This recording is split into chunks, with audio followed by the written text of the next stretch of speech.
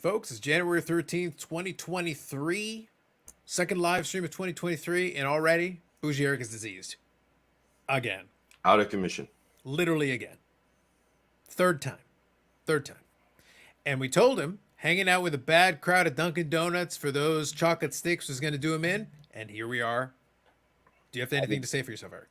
I didn't listen, and I'm embarrassed and ashamed yet again. Chocolate stick diseases. Now, here's a question, though. As embarrassed and ashamed as you are, and we'll discuss about your shame. We will, as always, we will discuss your shame. However, I got to be honest, Yannick, I got to be 100% frank with you. I poured my drink already started up. You know, I got the old, because I'm Carlos mug and everything going on. I'm not feeling, and here's the thing. Usually I put the mug down. I got my little coaster thing here. But you know what? Tonight, I feel like we got to do better. I got a brand new coaster that I picked up. And it's beautiful, guys. Let me just tell you. Look at it. It's magnificent. It's see-through. It's got it's got transparency. It's great. And check this out. And it fits beautifully, like right like that. And look, hold on. Oh, that's perfect. Mwah. Perfection. I got myself a new coaster. The finest. I got it sent to me directly from the finest purveyors of fancy luxury coasters in this hobby. Beckett? Tag. They had AI machines that made this coaster for me. Custom made this and it fits my beverage so beautifully. Like, it's great. It fits right up. Like, it's big size. It's like ASMR. Like, just keep dropping the drink on it. It's working beautifully. It's fantastic. It doesn't make too much sound. So no, look, it fits great. It's perfect. It's fantastic. Excellent. Love it. Mwah. Highly recommended. Yes. And let me get to a couple of comments here. 5 likes before the stream, not enough. It's true. Thank you, Paul. Orlando, good evening. Eric is paying. He's always paying. You got to hit the likes. Vintage Sports Cards, finally on time. Good evening. Good evening, fellow cardboard enthusiast collectors. Yes. I've watched your other show. I have notes. Good. I like it. Connoisseurs. I love it. Baz. Saw G off at the Palm Beach Card Show today. He was given $5,000 by SGC to spend the show or give away to vendors. Interesting. That'll probably be in a video then. Is that? All the Carlos tags high quality. I've always said they're high quality. I said they make the best luxury coasters in the entire hobby, bar none. Prove me wrong. HJ tried, but they were not good enough to produce coasters. Look. On this caliber, this right there, and boom, pop the drink right on it like nothing happened. Research and development, Carlos. We'll do some testing. 10 years of development, people, and patents. And they had patents to develop this technology. It's amazing. If you banged a Beckett slab like that, it would crack in half. I don't know. All I'm saying is that it's holding up the drink beautifully. It's great. eBay Live is active. I believe it's been active for a little bit. Maybe they were experimenting with it. But we'll see. Happy Friday the 13th. Absolutely. Happy Friday the 13th. Is there a better luxury item in the hobby there than a tag slab? It's hard, man. It's hard to find one that's quite on that level. There's a feature on eBay. Are you going to tell me if it's new to you guys? But now your credit card may get charged we talked away when you make an offer. Yeah, we talked about that a couple of weeks ago. Apparently, it's been going for a little bit, but I've only noticed it the last couple of weeks. So the last couple of weeks is the first time I've seen it. I noticed it about a week ago because I went through one of those fiasco between best offer and counter offer, but Visa decided to, I don't know if it's Visa or eBay, but it was automatically charged on the card before we completed the negotiation. So there was a lot of refund, rebuy, or I'll give you your money back, but now we're just between offer and agree on the price. And so now I'm with eBay and Visa trying to sort it out because I have 2 extra charges. Yep. I think with PayPal, I think what they do is they post a charge, but they don't actually put it through. So I don't know. I guess it depends on how they use it. Mind you, when I was using it, I had already basically, if they agreed to the price I put on it, it worked out. Yeah, I think it's gonna work out now because I basically inquired. But eBay, my account itself right now is still remind me to complete the purchase, which is it's been purchased for a week. I'm in possession. But do you have a charge on the card though? Do you actually have a charge on the card? I did. It was summary, but now it isn't. But Yeah, as long as it's not on the card, it doesn't matter. yeah, That part's fine. Yeah. it was, but it's not anymore. We had to still go through it. Yeah. Into it.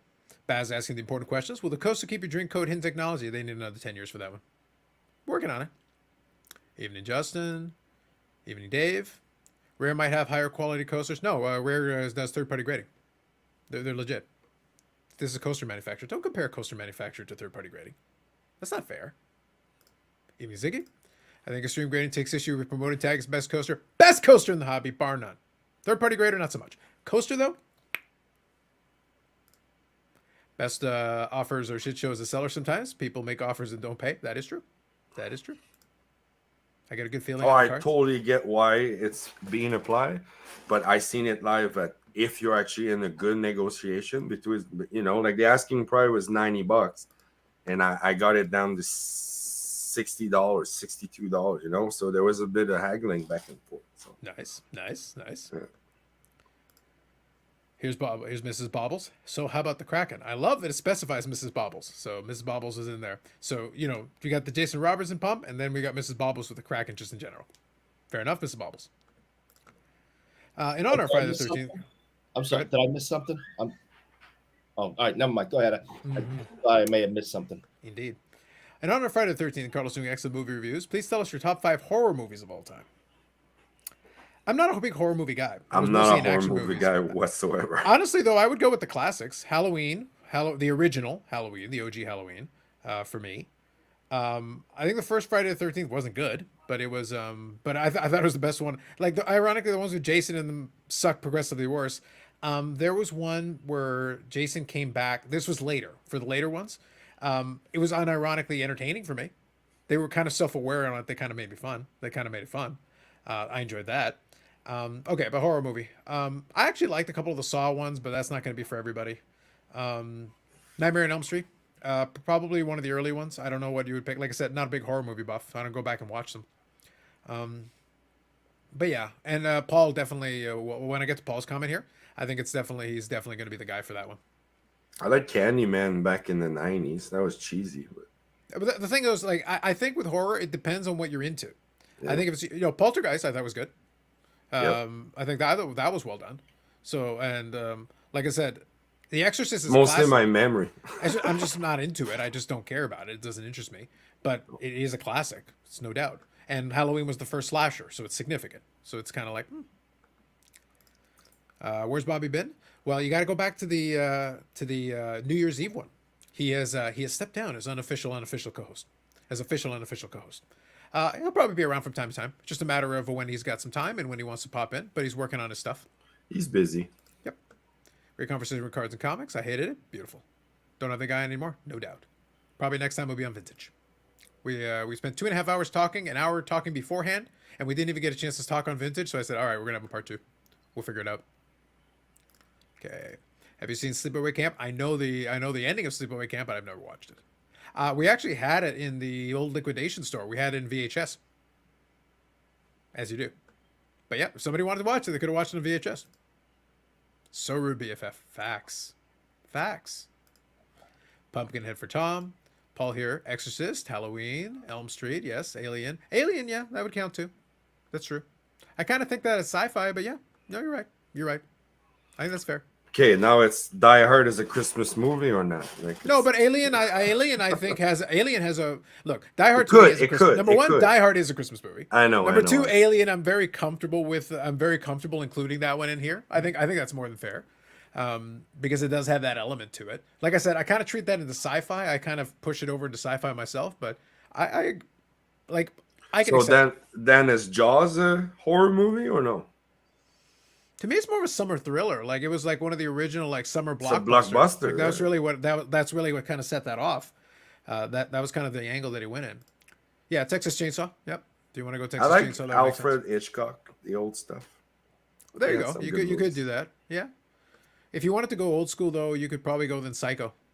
If you wanted to go that way, so that could work. True. For Bless and Breaks, Alien isn't a horror movie. Like I said, it's a bit of a tweener. You got to argue with it. It depends on what you want. Favorite horror movie, Caddyshack 2. I like what you did there. First Friday the 13th is Jason killing everyone. Nope. Spoilers. It's his mother. And then the rest of it went downhill from there. Alien is totally a horror movie. You guys debate that amongst yourself. Favorite horror movie, Mighty Ducks 3. There you go. Now you're thinking. The Ring, Scream. Scream's not a bad choice. If you like kind of the self-referential kind of thing, because by the time Scream came out, it was like, yeah, the slasher had been done so much, they were kind of making fun of the slasher. I like that. You want a horror movie? Slapshot 2. I think he even made a 3. I remember thinking Blair Witch was real opening weekend. That one, yeah, I never liked it because it was kind of cheap. The found footage thing was kind of dumb, but I think that's fair. I get you. Seabury Camp is so bad it's amusing. Fair enough. Lethal Weapon is a Christmas movie. Don't believe me. Watch it again. There you go. I hate it when I agree with Bob. There you go. Hey, Bobbles, how's it going? How are you? How you guys doing, man? Well, you're in Not too darkness. bad. I assume you were going to tell us about some horror movies. No, I don't know why it's so dark tonight. I swear the lights in here. Yeah, it's all good. hang on. All good. Let's take a look Let me, here. Alien is a horror movie first, put in a sci-fi twist, but it's horror. No, fair enough, Will. Like I said, I'm not going to argue. I think you can make a case for both if you want to. What about Get Out or This Is Us? I'll be honest, most of those ones I don't give a shit about. I know, like I've seen some of them, but I don't care about them. Like I said, I've never been a horror movie buff anyway, so it's not going to be my thing. 100% accurate Lethal Weapon. There you go. For the record, he messaged me telling me I wasn't his BFF and we were rivals, and then the boys lost. Seems like it's his fault. Oh, that's true. Yes, the Kraken did play Boston, and that's why you're hiding, evading, continuing to evade. I see. She made a special post on Instagram for that game, and then they not only won, but they won handily. Ran out. Yep. Get out. 2 votes for that. Blair Witch and Paranormal Activity. There you go. Break some news, Carlos. Breaking news. Tag great coasters. Terrible third-party graders. 2022 Behind the Card Horror Movie Award nominee. It was pretty horrible. I don't know if it was horror, but it was pretty horrible. Here's a good one. Tremors. Yeah. No, like, look, if you want to sit there and come up with names, you can come up with a bunch of them. I kind of stick to some of the OG ones just because I think of them that way, but you could do a bunch of different stuff. Best horror movie equals any backers break live stream, but then they keep breaking the levels. Horror movie where they lost a 52 mantle. There you go. You're thinking. A 22 update Green hanger box is worth buying a retail whole rip. Leave it to Dakota. He's our retail expert. Growing up, it was Cujo, Exorcist, Poltergeist, Hellraiser. Probably the creepiest movies. Hellraiser's one that you could get some arguments for if you're into it. It definitely had an iconic character, although I don't know if that series itself has actually held up well. Although they You have did a do a better remake. memory than me. They did do a remake on that one. But yeah, Cujo's another one you could Has definitely anybody throw. agree. mentioned Child's Play? Chucky, yeah. Yeah, you could definitely throw that one in there. Pet Cemetery, Content Glass, please bless this man. Oh, we'll have a little fun. We'll have a little fun with our friends at Beckett, but it's not really breaking news. It's just kind of like, it's there. Best horror movie I saw had a floating head. That's a horror series. That's an anthology. It's ongoing. But wait until y'all get my full review on coasters. I did feature it in my pickup video, a little brief cameo of the coaster, so we could all enjoy it for a moment. Yep. Pet Cemetery, there you go. Girl locked in the room gave me the creeps as a kid. Yeah. Fair. All right, caught up on the comments. Well done. So how are things going, Bobbles, in your world? How are things? Pretty good. It's Friday, the 13th. It is. Moving along midway through January. I see Eric has recovered from the nastiness. Yannick, Well, no, he looks like recovered. He's doing good. Isn't worn out. Yeah, he's worn out. He's worn out because his team got humiliated and he got COVID for the 3rd time. Hung out at Dunkin' Donuts a little too much. Hung out with the wrong crowd. No good. No And, bueno. We ripped some Middle Universe yesterday, and just That's right. on the day that the Kraken whooped the Boston Bruins ass, she pulls a PMG Kraken and a Kraken auto. So In all my years of watching hockey, I've never seen a game where one team could dominate the play for the entire game and lose 3-0. well, I don't understand it. Dallas There had to have been some cheating going on. That's the only thing I can come up with. Dallas Or was Boston winning the sucks. entire game, I do want to consider and broach the possibility that Boston sucks. Despite these claims that you make. And I keep saying regular season, I don't really care. Talk to me in the playoffs. Show me something over there and I might be interested. I'm very confused for what I watched that game. They controlled the entire game and they lost 3-0, and I don't understand. How do you leave out The Shining? That's a good call out. That's a really good call out. I like this one, Tom. Recurring nightmare, MTG reference to floating head. I like what you did there. I appreciate it. I know you guys have a little bit of conversation going on yourself. I'll leave that to you. 2023 is on fire. Great first 2 weeks. It's been okay. I don't know if great, but I think it's been all right. How many boxes did you rip to hit the PMG? How many boxes did you actually end up opening? 4. That's not bad. 2, she opened 2. That's not bad for the autograph and the PMG. That's not bad. Mm-hmm. Yeah, there was some other fun stuff in it too, but we did 2 each. Nice. We watched different games. Usually when Eric is talking about a game, he's usually watching a different game. There you go. Your team's losing. All you say is cheaters. These are facts. You know what would make you feel better? That's because Team Canada cheated in the World Championships, and everyone knows it. Look, you know what would make Eric feel better? And Bobbles, you back me up on this. There was a Boston card pulled too. Yeah, those ones look nice. You're gonna just bend that in half, throw it in the trash? He could. No, this was a case hit. So yep. And they're pretty nice cards. I was surprised to have such a thick card in Metal Universe though. But you know what would make Eric feel better? What would make Eric feel better right now? A little bit of Beckett news. Y'all. Collector special, new prices. Eric, now you can send all your cards to Beckett. All of them. Every last one. Because if you send a minimum of 10, you can have it $16 a card with no subgrades. No one will care. But the point is, you could. Think about it. $18 if you want the subgrades, if you want to be super fancy. Yeah. But if you have the base, you don't want to do you don't want to maximum declare value. The other one's $400 maximum declare value. This one is no maximum. $22 a card or 18 without subgrades. Eric, you could have subgrades for $22 a card. But you're going to send in like thousands of cards, so you're going to get the $16 one. So live the dream, buddy. I believe in you. It's very exciting. Now, the funny part is there are people excited about this, which is always kind of makes me chuckle. It's like, guys, how much does Beckett have to suck for you guys to like be like, it's like, look, good for them. It's fine.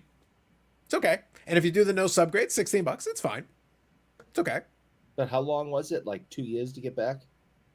Pretty much, yeah. Give or take. Yeah. For $16 a card, I'll be in the nursing home before I get them back. All right. Probably. You're not that far off, so. Yeah, pretty much. Eric looks disappointed, but Boston sucks sometimes. Yes, indeed. Surprised they didn't call Superhead Soup. This is a fact. Usually that isn't his modus operandi. Give him time. He's warming up into it. He's not completely himself today. Boston fan mad about another team cheating? Really? Like Belichick doesn't coach that team? These are true. Didn't you build your like entire dynasties on cheating? Yes, and I have to agree with you because we made that deal. So, You are. How many Stanley Cups did the Canadians win? Gotcha. Yeah, so real quick here, $18 a card is not exactly the one less than PSA. Yeah, it's weird how they all kind of hovered right around the same price point because PSA is 19, SGC if you do bulk is 18, and then yeah, Beckett kind of settled in at 18 or 16 with the no subgrades. So they're all within like about $3 or $4 of each other. It's not really like a big spread between them. It's kind of interesting the way that worked out, but fair enough. I get it. Do we know any Beckett submitter? They don't exist, Yannick. There's no such thing. Hey man, we're just we're just having a conversation. Well, but Yannick, you know who has? I think who has it in Canada? I think it's Grosvenor still. I think Grosvenor Distribution does it still. They used to. I don't know if they still do it, but they used to. So I'm asking. I am yeah. No It idea. used to be them. I'll be honest. It was terrible service back then. They started doing it years and years and years ago. It wasn't great. You could do it through card shops, but it was through Grosvenor. Basically, is the one who did it. Yeah, and it was slow and it was expensive and it was clunky. But you could do it if you really wanted to. It was never that appealing. I tried sending some, and that's where I had all that stuff where they flipped all the labels. And then it was a pain to try to be like, so can you guys fix this? And in the end, I didn't end up getting it fixed because they basically refused to do it without charging me. And I was like, All right. Then that's the end of that. Let me scroll through here. I think the turnaround is approximately 30 to 60 business days. So yes, about a year. Probably. Yeah. $1 less, costs tens of dollars in value lots. Just use PSA if you're reselling, and tag if it's for PC for life.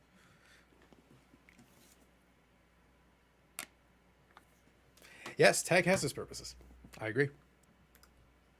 I do actually want to use rare. It is too expensive though, but it is a pretty hefty slab. I do wish non-PSA resale was different, but it's not. No, I disagree. I think PSA should be 5,000 times the other ones. I like discrepancies. They make me laugh. Plus, I have a video. It's a feature. Michael Ham, good evening.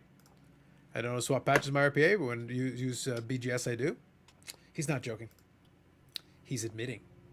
Rare looks really nice for sure, but I'm too cheap to send for 18 bucks. I'm definitely too cheap for rare. Yeah, I think that's fair. How quick was the turnaround on that coaster? I bought it already pre-coastered. Why would I send in a card when I could have somebody else do it and then pay them less than the grading fee to get my luxury coaster? I got the luxury coaster on the discount.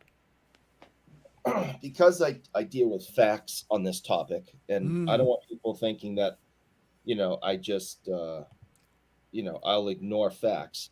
After what? Are you going to denounce the quality of the coaster? Because I'm saying it's fantastic. No, I actually think the quality of the coaster is quite nice. So you admit it's a coaster.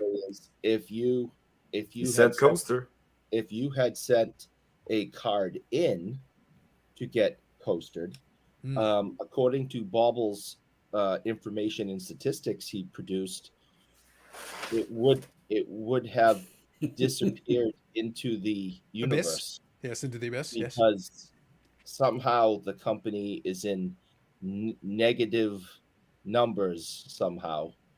So if your card would have went into like a black hole and then vanished. Basically, yes. There was a understand how, I watched Bobble's thing. I really think he's continuing to do a great job on that. And I sat there going, how do you get negative numbers? How do you post this information yourselves for the public to see, and it comes out negative? That's impossible. That's not. No, it's certainly not impossible. I like to think that they spent 10 years developing the slabbing technology and the grading slabbing technology, but they need another 10 years to get a computer that can count. Now, Walls, have you double checked this since your post? Have they fixed it? Did they catch a mistake, or is it still the same? So I actually just pulled it up when you brought it up, and there's there's some new numbers on here now, but for like baseball, baseball's showing 1306 right now, and I had not Monday's numbers, but the previous Monday I had them at 1358. So I explained in the video sometimes things do get allocated to like a sport and it might have been incorrectly, but then it normally it should offset. One would go down, the other one would go up correspondingly. The total number should stay the same. Yeah. But when I pulled the numbers Monday, the pop report showed baseball at negative 62. It showed basketball at 6 and football at 3, and then everything else was 0. I did check Tuesday, and there was like an additional one in baseball and I think additional one in football, but that's all that had moved. So I don't know, like I can't sit here and speak on what they're doing. Obviously, I'm just pulling numbers and, like you said, what they actually show to the public. But there was somebody that commented on that video and said they submitted cards in early November and there's been no movement on them. I don't know what they're going after here, because they're only doing about 200 a week on their normal weeks, and you would think at that number, I mean, they said they had 35,000 cards. I don't honestly believe that. I think he said they have 35,000 cards in the boxes. I can believe that. They're never going to be graded, but they're there. Yeah, I mean, I could say I have 35,000 cards. I'm not sending it to them, but I could have it. I'll tell you something else that's interesting. There's a new thing if you go into the pop report and click on like the if you click on the year and then like specific cards, Mm. it brings a map up and it shows you where the cards have been graded. I'll tell you, most all of them that I checked were California and some province of Canada. Probably That was Ontario. like the two. Yeah, it would there have to was be a few Ontario most likely speckled because they did the around, expo. Yeah. but yeah, most of them were Canada and California. It brings a map up showing where apparently the cards originated from. Mm. So Right. That's interesting. Listen, whatever their numbers are, whether they're doing well, whether they're not doing well, I don't even care. How do you have negative numbers? We'll get back to that shortly. That is a scandalous thing that we will address in short order. Let me read a couple of these comments. Doesn't make sense to my brain. They probably double counted. They probably didn't actually grade them. That's the most likely scenario. My thing, just real quick on Go that, ahead. the biggest concern was that the other numbers were all 0. Mhm. Like, sure, baseball might have been screwed up 1 week, but that 1 week, nothing else got done. That's what concerned me. So, Yep. So how much did the coaster cost? $8.61 shipped. That's expensive. It really is. It's but like I said, luxury. These are luxury. Look, luxury. What player is in that? This is a green Zach Wilson prism. Well, Zach Wilson. I'd make someone pay me to take it. Well, Carlos, it's color match. but it's did you color buy- match. Carlos, did you buy the card or you bought the slab? Oh no, I bought the slab. $8.61. I might be able to get $8.62 in melt value. It's fancy plastic. I think you got someone here who would give you at least $10. Oh, easily, Sure. easily. So let's go over here. Every now and then I'll search for HGA oversized slabs for a coast of my own. Fair. Okay, I know you guys are chatting amongst yourself a little bit, so I'll scroll through. I never understood the jacket with sleeves. I don't know what that's pertaining to, but good evening, Big Scott. I blame Eric sometimes. I blame him all the time. Let me scroll through. Just in general. Just in general. All the time. That's the stuff I can't explain, but I'll just tell myself, no, it must Eric's be Eric. fault. Yeah, it's pretty much Eric's fault. Yeah. Well, Yannick, that's probably that's probably true when it comes between me and you. I know. I just like I look at Jared and say, it's I Eric's don't fault. understand Like, why Justin's doing it. I mean, that's Look, he might be like, you know what? Damn you, Eric. Yeah. It is what it is. Like it happens, man. Don't forget to hit the like. Remember, it's Eric. It's on Eric. And thanks for being special first Friday 13, 2023. He's agreed to pay 13 times the normal for the button being smashed. Wow, Tom jacked up the price. I like it. Tom, I'm sick. one night only. I got the COVID. I didn't Again. do this to you. Tom did. All right, give me a break. I have no more money. I went to the mailbox today. No packages in there. All right, I have no more money. It's been stolen. And if you go to the IRP on Tuesday, they're now stealing my money. Yes. And I'm just disgusted by the entire thing because I believe the show, it's now up to like 5 shows. And I don't know what people think I'm getting all this cash from. It's that sweet Beckett cash. It is And they're not. going to rake it in now. Like I told Bobbles already tonight. With those new prices, Bobbles, mark my words, they shall rise like the phoenix from No. the ashes. No, this nonsense needs to stop. I'm not sending out any more checks. No, I'm done. It's okay. We do direct transfers. It's fine. I have to feed my family. Direct transfers is fine. You don't need to do checks. Don't waste your time on checks. We'll do direct And the transfers. fact that these people over here in the chat are encouraging this behavior and people really are. stealing money, and I don't know how all 5 of you ended up getting access to my bank accounts and withdrawing this stuff on your own, but knock it off. It's the right thing to do.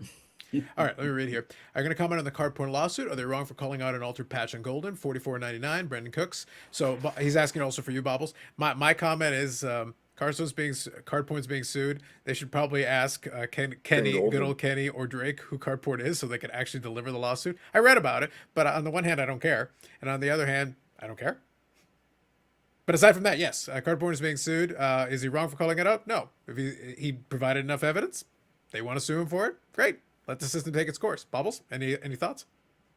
I I didn't pay a whole lot of attention to it, honestly. I know it's something about a LeBron patch or something like that. Yeah, they basically isn't said it? the LeBron patch, the patch had been swapped out, and then the people who had it basically said you're slandering us, and then they're suing them. But card porn is anonymous, so they can't deliver the lawsuit to anybody. At least, Yeah, at you're least as it basically stands right now. suing an Instagram account. Yeah, they're basically suing an Instagram Didn't account. correct me if I'm wrong. Upper Deck actually confirmed or chimed in that they Both. did feel that the patch had been swapped. Yeah, I remember something So along those lines. So here's the thing: if based on the information the card porn gave at the time, I felt like there was enough reason to suspect there was an issue. then You yeah, can, but you can sue for they anything you were like. wrong. But you can sue for anything you And like. But at the same time, you're suing an anonymous YouTube account. Sorry, an anonymous Instagram account. Well, I mean, I mean, I was in a conversation yesterday where the person's name was being used quite openly. It's not really that much of a secret. So Well, I understand. Look, I'm not saying no. My point is that based on the write up, the original write up, it's like their lawyers like we can't find out who it is. Like ask Kenny, ask Drake. Like people know who card porn is. If you really want to know that badly, you can find it out. yeah, there's people that know who it is. Yeah, like, but I make the joke, but like literally Ken Golden and Drake would be like the most easy, obvious, high profile people you could. Literally, there was a person who had access to the cardboard account in the room with them when they Triple did the logo break. man. Yeah, they literally were in the room. right. So some member of cardboard is available.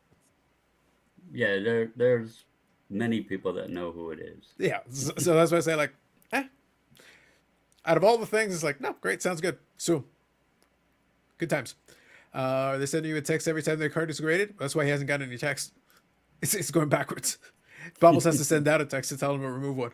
Well, At that was the other thing that Beckett put out, I think, today is that from now on, if you're sending it, if you're not going third party and you're sending it, from your own computer and everything, you download something with some kind of scan on it, and every time the card moves, you'll get an email. So, Yeah. so it's like it's gone from Don't worry about your email getting full then. yeah, right. So it's like it's arrived Straight to the spam. It's gone to the back closet. Ding. Greater one's now looking at it. Ding. Encapsulation. Ding. I mean, I just don't think they'll be able to do it. There you go. They can't At handle the, it. at the Palm Beach, hang on. Let me catch up. We're a couple minutes behind on these ones. At the Palm Beach Card Show, SGC had a huge booth. Saw Peters. Josh said hi to Josh sent to say hi to Bobbles. So there you go. They had a show special for all cards, including a 5-day turnaround. Very well received down here in Florida. Yeah, 5-day turnaround would be pretty good, especially if you pretty could cool. submit it in the show. Scrolling through, I'm going to Palm Beach show tomorrow. We'll post video. Good stuff, Orlando. Glad to hear it. Good evening, guys. Oh yeah, and Eric, correct. I guess it's time to buy Aaron Rodgers. Absolutely. Hashtag invest. By the way, if you actually want to buy Aaron Rodgers, just wait until he does his will he or won't he thing, and more people get annoyed. Just wait until that. Like if for some reason you actually want one, I laugh because I did the video where I showed us like I get nicer cards of his, but it's like I actually think they're still overpriced. I don't mind them, but at the same time, it's like why would I want to pay this much? I can get my shiny Favres for a fraction of that, and right now they have the same amount of Super Bowl wins. So it's one Yeah, of but those. Mr. Favre has his own way to dig his hole, right? No, but that's okay. Like to me, that's a feature. It gives us some Well, character. that's the thing. The I don't know how bad can you be to go lower than that. So. Yeah. And the thing is, most people will still buy. Most people, his prices really haven't been affected at all. Like they're right about where they were. So it's like, but he's done, and then Rodgers may or may not be done. Will he or won't he? He'll do a little bit of that. I We'll don't see. think he will. I think this is what he does every year, and he holds Green Bay hostage. Yeah. Well, that's the thing. Favre did that back in the day too, and Aaron Rodgers has about close to 60 million reasons to be like, I'm back. Yeah. So it's like I don't expect anything to change between now and next season. We'll see. We'll see what happens. He's gonna want. I want more wide receivers. I want a better line. I want this. I want that. And if they do it for him, he'll come back. That's his thing. Yeah, these guys at Tag need to wake up. Well, to Bobbles, wake them up. Send them the alarm. Floating Head probably cracked That his ain't own me. cards out, costing the negative. Allegedly. It's pretty crazy. You send a letter saying the RPA was destroyed just to be proven it wasn't, and then be like, oh, yeah, well, it's true. Did he just admit to get outside? Did he just admit to going outside to get the mail with the Rona? To get him to go to the mailbox? Or was anybody with the mailbox with you? Did they have a chocolate stick? You crack the door and you stick your hand out. It's attached to my house. It's not like down the road on a. Well, Paul usually has to go to get his mail. He has to go to the crawl space, so it's a little bit more of a. It's a little bit more elaborate for him. So he's thinking about it from his own context. Oh, It's a little okay. different thing for him. Stuck my hand out the door and grabbed the mail. Yeah, pretty much. The mailbox is beside the door. It's not that difficult. When we start seeing the Fanatics effect on Topps, honestly, probably later on this year, because at the minimum, like when they initially, like jokes aside, when they initially took over Topps, most of the stuff for the following year, like about close to 12 months, was already decided and figured out. Unless they had a good reason, they weren't going to drop or change anything. So you weren't going to see a change this past year at all. This year, maybe you'll start seeing some changes, and it'll be some tweaks. Unless it's completely broken, they're not going to quote unquote fix it. So that's why I thought at the time that it's like, if you're expecting this game changing thing, no, they may try some new stuff. That may be because now they have enough time in the pipeline that now if they had any ideas in the first couple of months and they started moving towards it, then maybe you'll see that this year. But otherwise, I don't think you're going to notice the difference. A lot of those products were already decided about a year ago, give or take. I know I'm not feeling good, but that say Famatibs? It did. Okay. Yeah, I just translated the Fanatics. Okay. I just want to make sure it wasn't me and I need to go lay down. You may need to one way or the other, but in fact they say Fanatics, yes. Okay. Yeah, they did in December by releasing everything from Topps. I'd say you can sell the stuff on your walls, but you don't want that. You don't even want it. True. That's from Mrs. Balls. Well, in your back room, cabal, conglomerate, of megalomaniacs pulling the strings of BGS, we know it's pennied to you, Eric. There you go. Pennies to you, Eric. Yes. It is true. The secret cabal that Eric controls is a good thing for him. And it allows him to pay for that like button, so it does help. BJ stated, don't pay the patch only the card in the auto. The patch is swap photo evidence. Tragic. Scandalous. And yet, I find myself thoroughly not caring. Bubbles, do you care? Well, I mean, eBay Authenticity emailed you and said they don't authenticate the patch They don't. or the Or the autograph either. just Or the autograph cardboard. either. They did confirm the cardboard was legit, though. That's guys, good. Can you guys help? I got a serious question. All Oh, right, you have a help- serious question. serious question. Yes. So I don't know. This is the Good evening, nearest green patch- cardboard. This is the nearest patch card I have. Actually, his one is a little bit better. Okay. So Now, here's this is, to be clear, this is a serious question. Okay. Yeah. Go Yes. on. All right, All right. fine. Patch card. All right. Got it. so here's the patch card, Ray Bork. All right. All right, go ahead. I cannot figure out, and I've thought about this.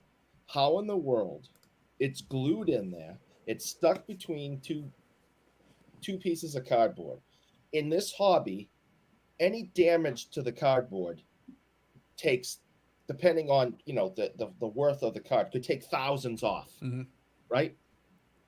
How in the world are they getting these patches out cleanly and new ones from Dick's Sporting Goods or whatever put in so cleanly, not to make a ding, a scratch, a slice, and getting these things graded, and they're there with their magnifying glasses and everything, going over the whole thing, and they're giving them, yep, it's an 8, it's a 9, it's a 10. How? Someone educate me. Not because I want to learn to do it. I just can't. I can't fathom it. You want to take a stab at it? Because there's actually a couple different ways they can do it. I'm familiar with a few of them, to be honest, but we're not here to educate that kind of way. But the reality is, like, look, it's not. Basically, it's two pieces of cardboard sandwiched. But the reality is, like, there's not, depending on how they designed it, there's not a lot of adhesion to it. So, like, There's no getting it glue out. in there? What's that? They're not glued in. A little Depends. bit. It depends on the manufacturer it is, and even if they do, it's very light. It's not like they're going over the whole back and like sealing it in. That's not what's happening. Maybe that's what they need to start doing. Construction And grade. here's the thing: you could, but it would increase cost. A And couple of drops of super glue, baby. they're not. There's very little manual involved in it. That's the thing. Like, I'll tell you think a lot- this. Go ahead. We submitted a Panini one, which is what $1,600 a box or whatever. Something like that, yeah. uh, NFL Shield 101 RPA of Mac Jones when he was hot. The Shield, I literally could have just took my hands and pulled it out of the card. Yep. Actually, I never shipped cards to SGC in one touches. I left this one in the one touch because I was scared to slide it into a penny sleeve and put it in a top loader to send it down because I was afraid the patch was going to fall out. Mm-hmm. So there's it's not as stuck in there as you would expect. Yeah. And there are a lot of products where if you want to talk about quality control, and this goes back years. This isn't like this year, last year, the year before. Mm-hmm. Upper Deck used to do years ago. They did for Ultimate. They would do this this version. I think you saw some of them at the expo. They did these very large patches. It was for Ultimate, and it was a very large window to put in a full, like a big patch piece if you wanted to. These were all game used, so this was like early 2000s Ultimate, and they had these big patch pieces. But sometimes they would cut them in such a way where it'd be like a disjointed, discut piece, where you could literally tell, like, if you guys needed to center that better. But it was inside of this at the time, very expensive, hundreds of dollars per pack or per box product. And like literally it looked like the patch was like free floating in space. But because they had cut it in like a weird way, but then they're like, I got this patch piece, we need to use it. It's like, there you go. It's there. But honestly, you could probably have taken the damn thing off and swapped it out with a better patch and slapped it on. Because the window was gigantic and therefore the borders were very, very thin. So if it wasn't like adhesively put on like properly, you probably could just taken the damn thing out and slid another one in and barely noticed it without putting a scratch on the damn thing. If we're being realistic. Again, my credence, my credo on this show is I would rather just tell you the truth than tell you what you want to hear. A lot of that shit's really easy to do, relatively speaking. A lot of people have figured out how to do it. It's the same as the box thing. Oh, but you know, the sticker, it's like you can find it. It's like people have been figuring out what boxes have the case hit for years. Not like now. It didn't just start yesterday. It didn't start 2 weeks ago. There were blowout forum threads going back years with people sharing the secrets and the codes of what Panini used to put on there. This goes back years.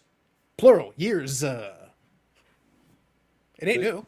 The criminal mastermind beneath you is telling me how to do it. Correct.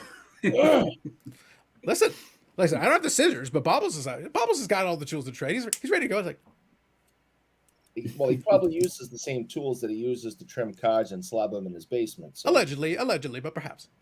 Of all right, course. real quick. I'll read a couple of these. Dakota says, does Drake have any lyrics hinting at who Cardpoint is? God's plan. Moving on. Story is card sent back to UD and given replacement. So UD gave a seller a letter, then proven card is the same card, wasn't destroyed. UD rescinded the letter, so don't know how they end up suing allegedly. Anybody can sue for any reason. America. Rodgers tend to be overpriced for rookies just because 05 was printed less. Yes, I agree with you, Paul, but I'm going to point out I actually think Rodgers stuff in general is overpriced. I think his autographs are overpriced, and I think his memorabilia is overpriced. I know he doesn't sign a lot. Like I said, I appreciate Rodgers, but I don't consider him to be that much higher for me than Favre. I would love to get a Rodgers autograph to kind of complement the other ones. And maybe I'd like to get a Bart Starr one too, to kind of have the three like main Green Bay quarterbacks. It'd be kind of cool to have. The Favre one is the one I enjoyed the most because when I started following the team, that's the guy I followed and that's the guy I enjoyed. I would love to add a Rodgers though, because I enjoyed his stuff there. That's cool. But like, I don't really want to pay like the current price going rate. Like to me, I look at it and go like, okay, so I could probably buy like 1.5 Favre autographs for the price of that Rodgers. And the Rodgers autograph looks like crap anyway. So it's like, it's not even a market thing. It's like, I'm just not feeling it. Doesn't work for me. The rest of this is Rodgers patches are still too high though. I agree with that. His autos are just too because he doesn't sign much. Yeah, I agree, but it's like, it's not worth that to me. But I understand. I don't disagree with anything you said there. Then the Carmine did a good video on the card porn lawsuit. There you go. If you're interested, go check out that one. Like, honestly, I just don't care about it that much. I did hear about it. I read up on it a little bit, but I was like, I don't care. You guys do you. Scrolling through here. Eric can visit the crawl space at the National next year. I wouldn't. And also, you're not going to the National, right? I don't know how many. So you may have avoided the crawl space. So you might be in good shape. Bobby Brown, good evening. Absolutely. Cropping hundreds of cards for listening. Absolutely. Perfect. Such little effort some companies put in the design of their cards. No interesting info or facts in position of players. Same picks in front and back. Yes. And actually, there were some criticisms about, like, it's across the board, right? I can actually give you an example of kind of, I guess, the problem in general. And I'll use, like I did my mail day. I already recorded and put it up on the channel, but I'll give you a quick example just to kind of make the point. So these were a couple of cards that came in. So I'll drop this for a second. Okay, so this is a parallel of the base card. So you got a base card there. Base is the base card design. Base card design's fine. It is what it is. They have memorabilia versions of it. All they did was slap a window there and cut it out and put the memorabilia there. That's it. But the thing is, even on the back, it's card 83. That's the base card at card 83, or the parallel in this case. And then on the back of the other one, it's card 83. So we're effectively using the same back design. The only thing we're changing is we're changing the text, because this one has the congratulations with the memorabilia thing and the other one doesn't. But effectively, you are literally using the same card numbers. You're using the same everything else. And so, like, for somebody who's buying, and these were like $200 a box, give or take. And like you could get a memorabilia thing, but it's like, okay, look, so you got the base card that looks like this, you got the parallels that look like this, you got the autograph that is this with a sticker on it, and then you got the memorabilia card that looks like this, and then you got the memorabilia autograph that looks like this with a sticker on it. Does that seem exciting? It seems lazy. It comes off. And again, I like the product, I like the company, and Billy's a friend of the channel. Yeah, listen. So like, why we appreciate him, but it's like, I can't blame someone who then says, "Hey guys, that's kind of lazy." I can't really disagree. $200 a box. I'm getting the same card 5 times. I mean, Yeah, it's very difficult. Like, it's not even a joke, man. Like, it honestly is the same card over and over and over again, and so I can't blame someone. And then for the flagship, it's the same thing. This, actually, I can show you. Same thing. Same mail day, same everything else. So there's a parallel base card. The picture I think was good. They made a good choice with that. Appreciate it. That's the memorabilia. That's one of them. Matt Relic. And then here's the red version of the Matt Relic. It's the same picture. It's the same card. The back's the same too. The only difference is it has the memorabilia acknowledgement. That's it. And the numbers on the back are the same again. And the numbers on the back are the same because they're using the same checklist. So there is really no difference, in all honesty, between one and the Graphic other. design wise, it's really easy, I guess. You basically are able to take most of the same template, make a couple of quick tweaks. So from a cost wise, colors are changed, man. Copy, paste, button. but that's the thing though. You literally do get to copy and paste, copy and paste, copy and paste. So I can now, on the one hand, from a rainbow standpoint, I took a picture of it. It looks kind of cool having all these different variations on the screen there, but at the same time, it's like, I can't blame somebody to be like, but it's the same picture over and over and over and over again. It's not quite as enthusiastic. Let's put it that way. Kurt's card care does wonders. It can, yes, allegedly. It can be done, very much so. There are tricks to get glue and adhesives undone. Expertise can be learned, I'm sure. Yes, they can. What? I assume that's what he wrote. But it has a capital T, so I'm just going with what. But it's good to see Brandon. I haven't talked to him in a while. Hope you're well. And the Dallas Stars suck, so there you go. Wow. Evening all. Good evening. It seems like several hobby content channels are shifting their focus towards selling cars more than buying in the early days of 2023. There is a lot of that. There's been a lot of it. It's like it's almost like there's, talking about reselling, live streams about reselling. Like, I don't know who would be involved in such a thing. But I've heard rumors. There are people out there. But mine wasn't just in 2023. I've been doing this the whole damn time. I just ramped it up a little bit and got more motivated again. Yeah, I think there are people taking advantage of it. Like, if you've got a bunch of excess stuff, there's nothing. When I got the mail, I actually had a couple of duplicates that came in because I bought some lots. And the lots included multiple copies of the same card that I already bought as a single. Now, in one of those memorabilia ones, I showed you the one with a little bit of extra colors on it and stuff. I have one that's just plain. It's just plain black. So I was like, okay, so I don't need 2 copies of this. So what's going to happen is one of them is going to go up on eBay, and I'll hang on to the other one. So for me, it's like, yeah, okay, great. I swapped it out. And I actually sold a card yesterday. Somebody made me an offer here, and I've got the envelope and everything ready to go. I'll throw it in the mail tomorrow. Nothing wrong with getting a couple bucks back. To touch on his point, I'm honestly, I get what he's talking about, because it's not just me, J Mac, and other guys. There's a lot of people now talking about selling cards in 2023. So in 2021 on eBay, I had only sold 110 cards, like all year, but it was higher end cards. Mm-hmm. And then in 2022, around March or April, I was like, I have all this stuff here. Let me start digging through boxes. And I noticed everything kept trickling down. So I tried seeing if people wanted the lower end stuff. Mm-hmm. And that kind of got me intrigued in that. In 2022, I wound up selling 660 cards. So I had 6 times more sales in 2022 than I did in 2021. And, you know, around the beginning of December, I was like, let me get motivated again in this. It's fun. I like digging through boxes and, selling the little cheap stuff. It's fun. So, No, I think it's fair. Real quick, I'll scroll through here. AW should do a set with match use tables, thumbtacks, announcers, booth table, and stuff that's all broken. Double J guitar and those possibilities. The table one they did for the table for two. They're actually using tables, so they do have that one.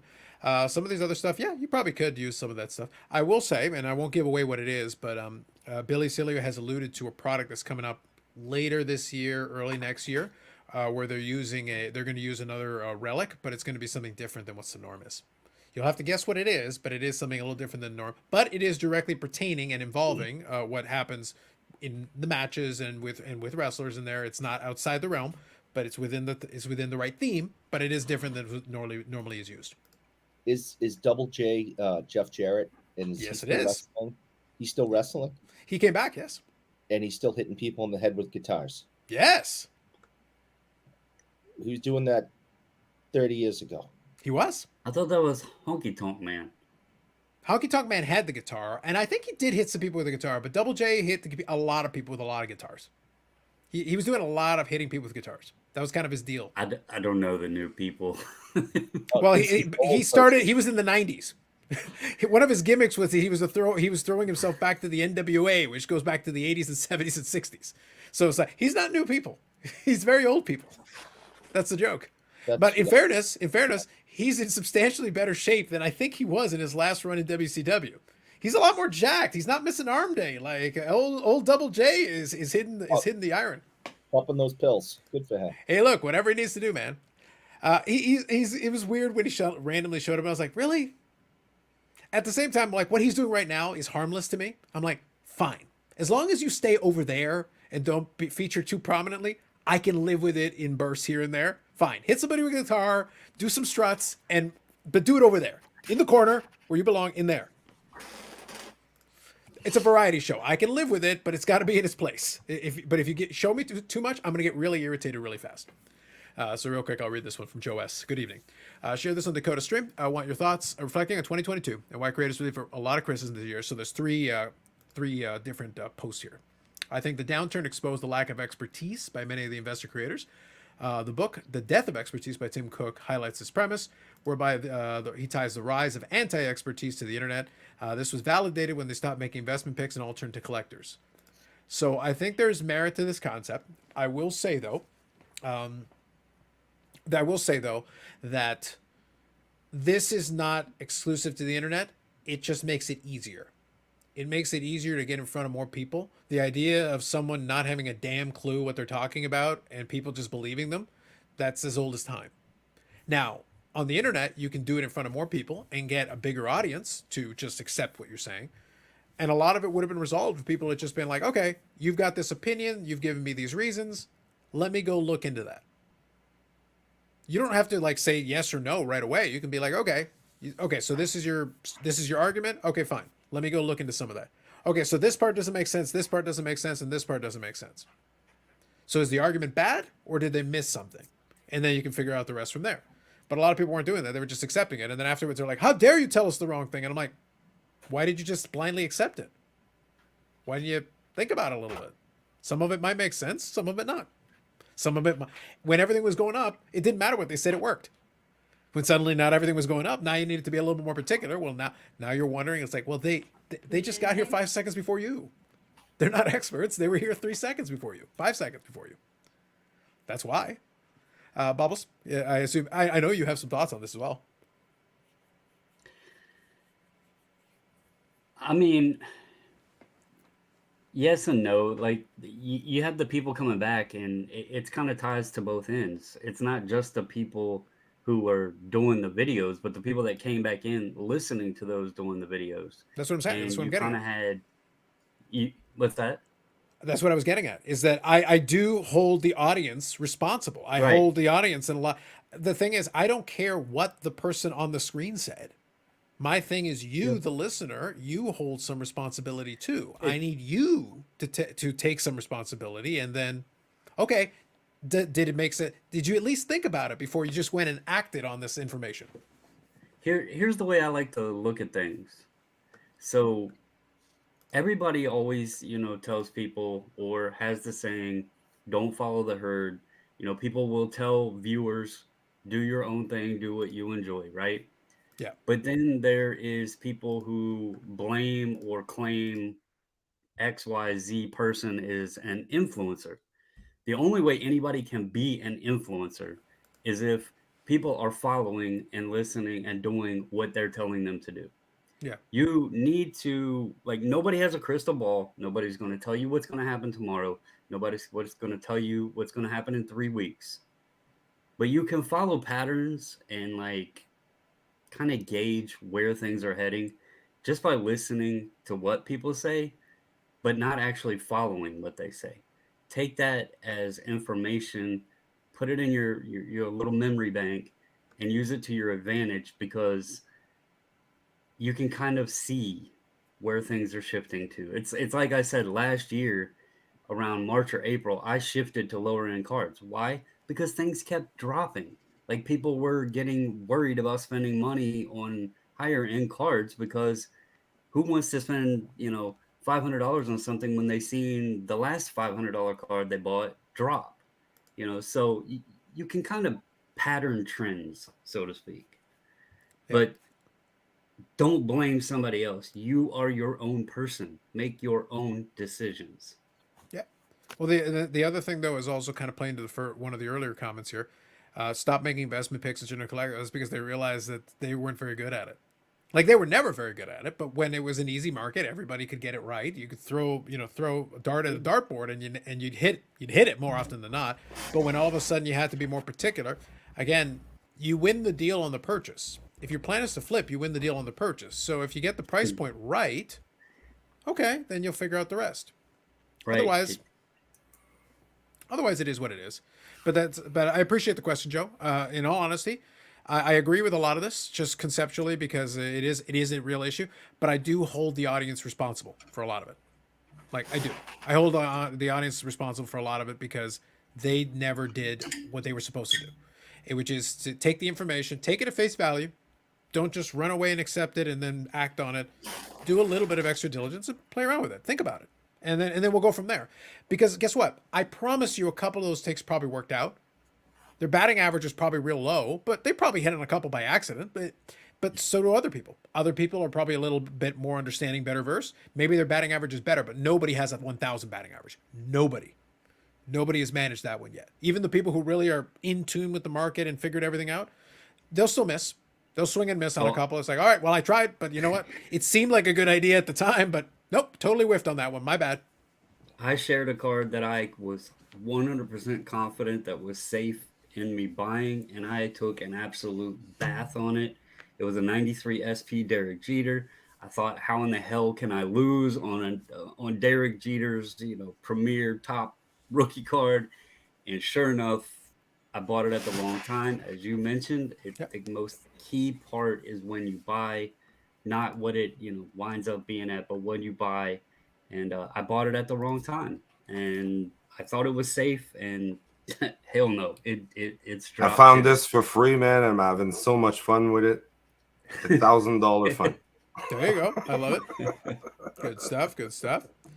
So real quick here, sold 1,480 cards for the last 90 days. Had a blast doing it. Hey, as long as you're enjoying it, that's good. I didn't catch the first couple of posts, so don't worry about it, Brandon. All good. I like that. Bob Jackson. Dallas Stars fan. It is what it is. Look, y'all gonna have to drop the gloves. Not that I'll help him. I'll totally help you, Brandon. We'll kick his ass. I like that Bob Jackson is schooling on the Double J vernacular. So I'll move on a little bit here. We got a Bob Holly reference. Love that. Love it. So let me scroll through here. Prime childhood wrestling for me. Good stuff. I'll just leave it there. I got a wrestling question for you, actually. All right, hang on. Before you do. So Bob also had a comment here earlier. And this is Justin trying to get into a fight with Bob Jackson, which I like. Bob's saying also those Brit touch on one of my notes from the other show. Well, then start asking questions. Make notes from the other show. Go for it. All right, let me scroll through. Let me get a little bit and get caught up here. Thank you for takes on this. I think that's led to the rise of SCR type channels. Yeah, a lot of people just took it and ran with it. And it's like, hey, it happens, man. Bob Jackson, returning as a new member, hitting up the tip jar. Thank you, Bob. You can now lord it over the peasants, as you should. Paul C., good evening. Until the hashtag scholarship takes off, I view all hobby content creators as entertainment. It's just one individual's perspective. That is the correct angle. That is the way you should take it.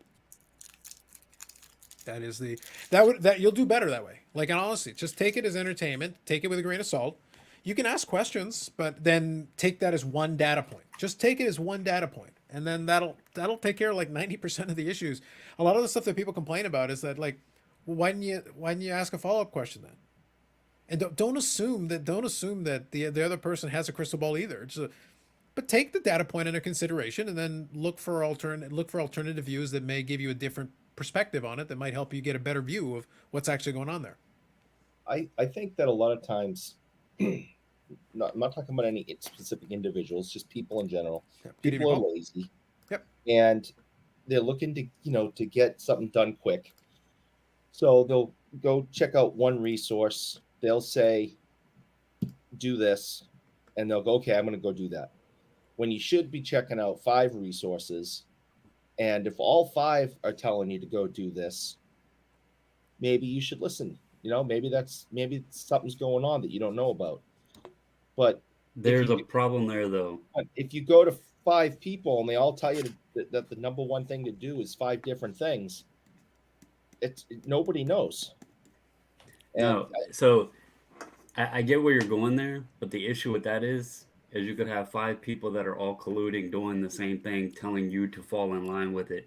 That's where a lot of manipulation happens, because they want the herd to flock together. And so it only takes a few people to start getting something going.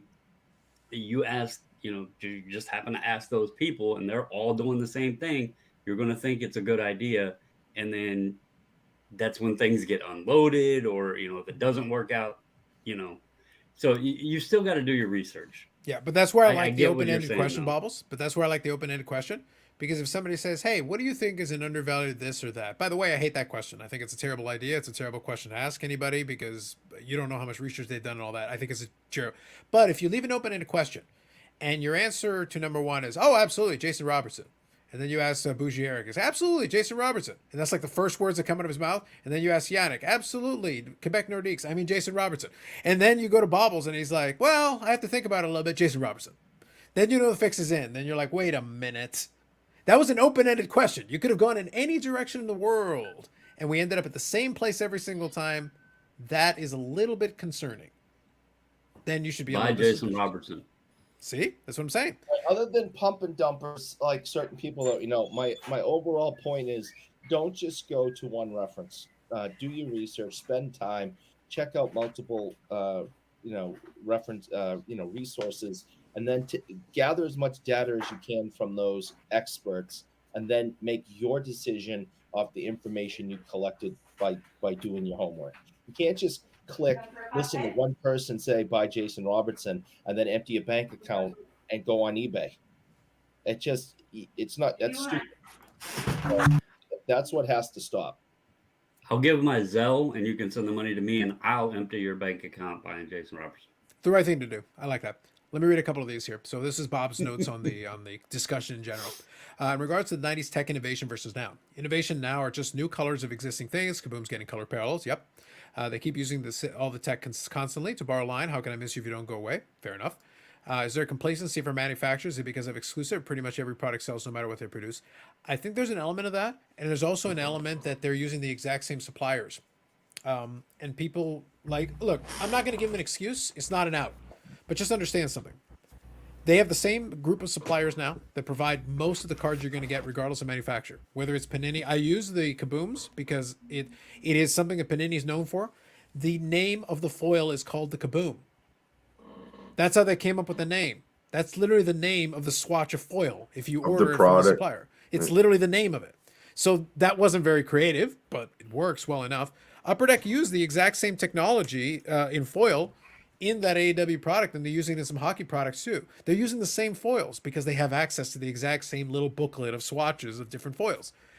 Part of it is because of the exclusives, but also, I'll be honest, the idea is like, oh, well, if we have competition, it'll force these things.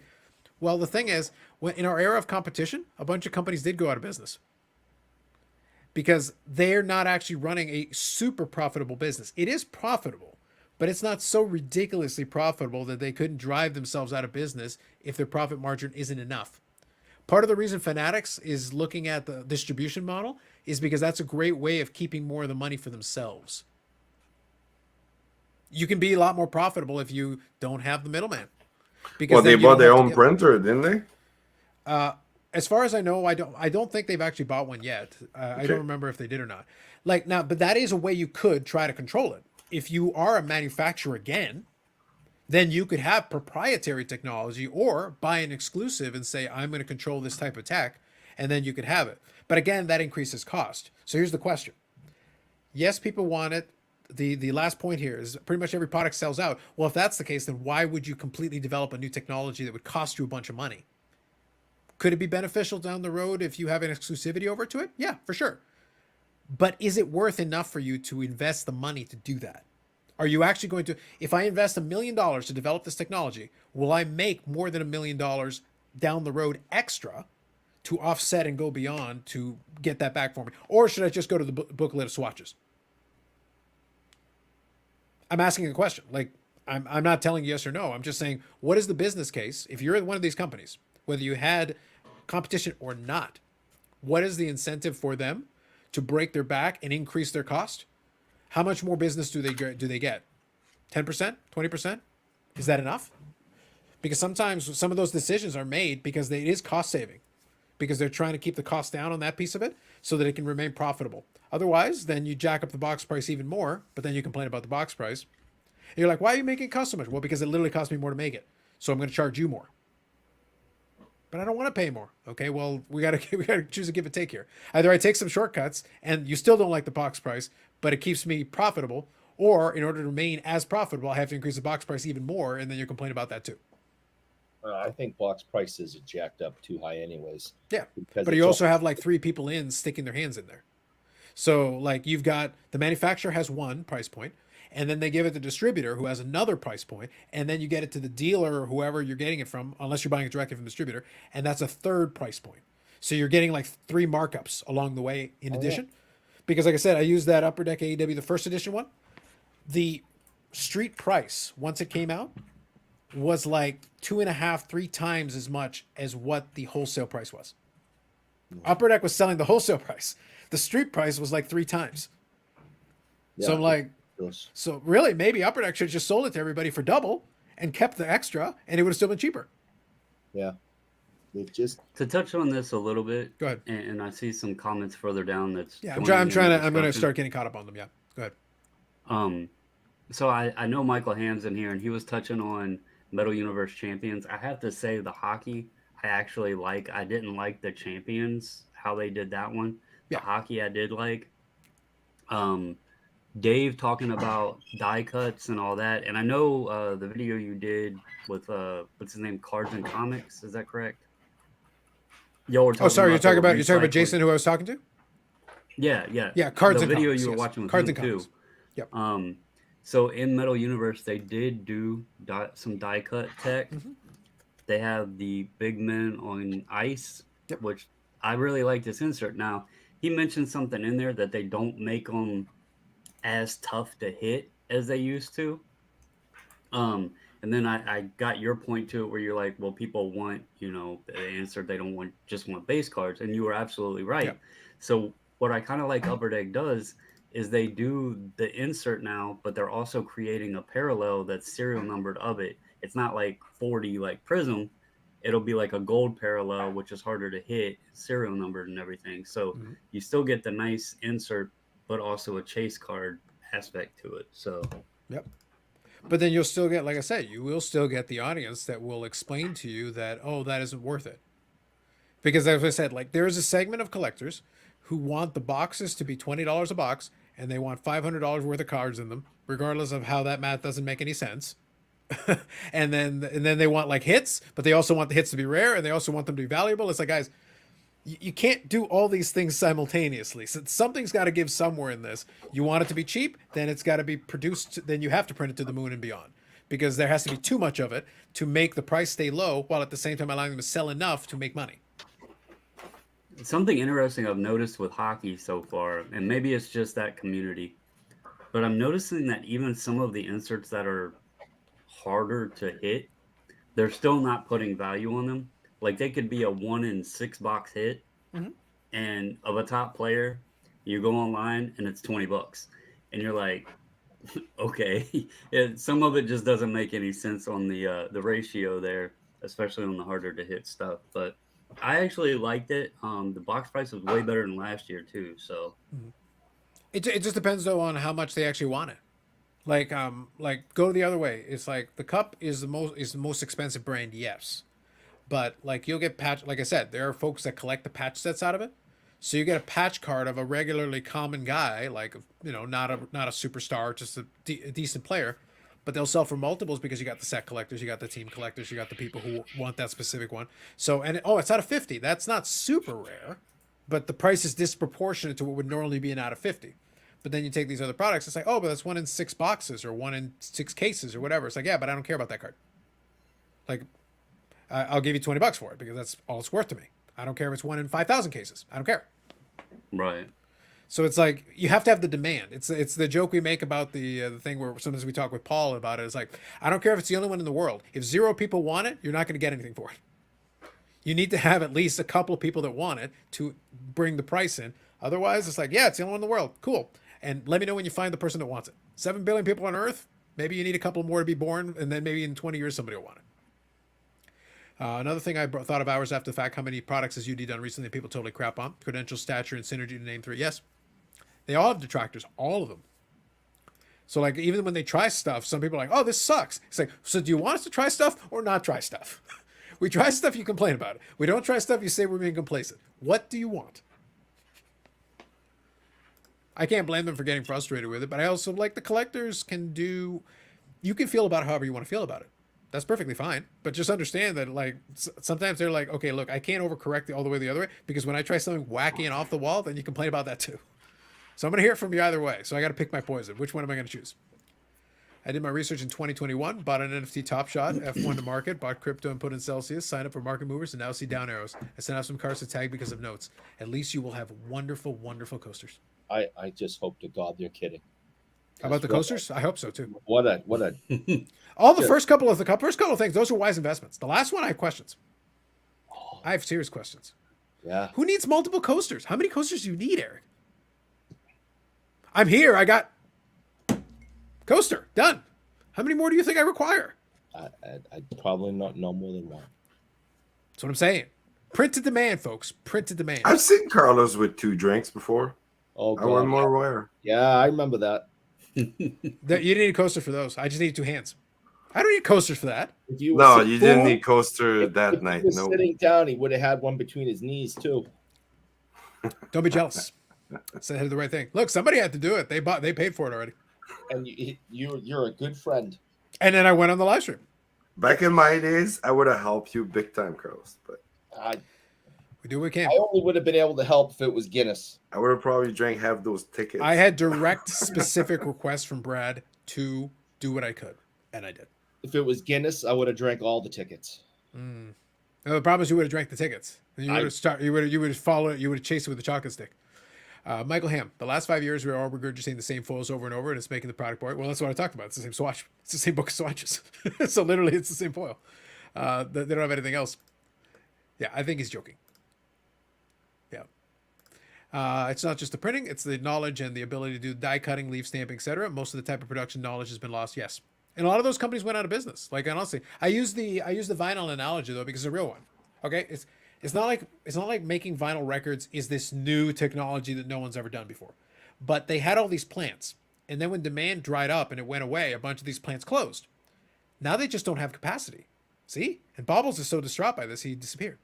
But now they don't have capacity anymore. Now all of a sudden there's been a vinyl resurgence, and they're like, I need like 1 million records. And they're like, we can do 100,000. Like that's all we can. That's all we got capacity for. That's all we got supplies for. Go try the guy down the road. It's like, we can do 20,000, and you keep trying to add it up, and it's like the math doesn't add up. It's like, but back in the day, oh yeah, no problem. Million, yeah, no, easy.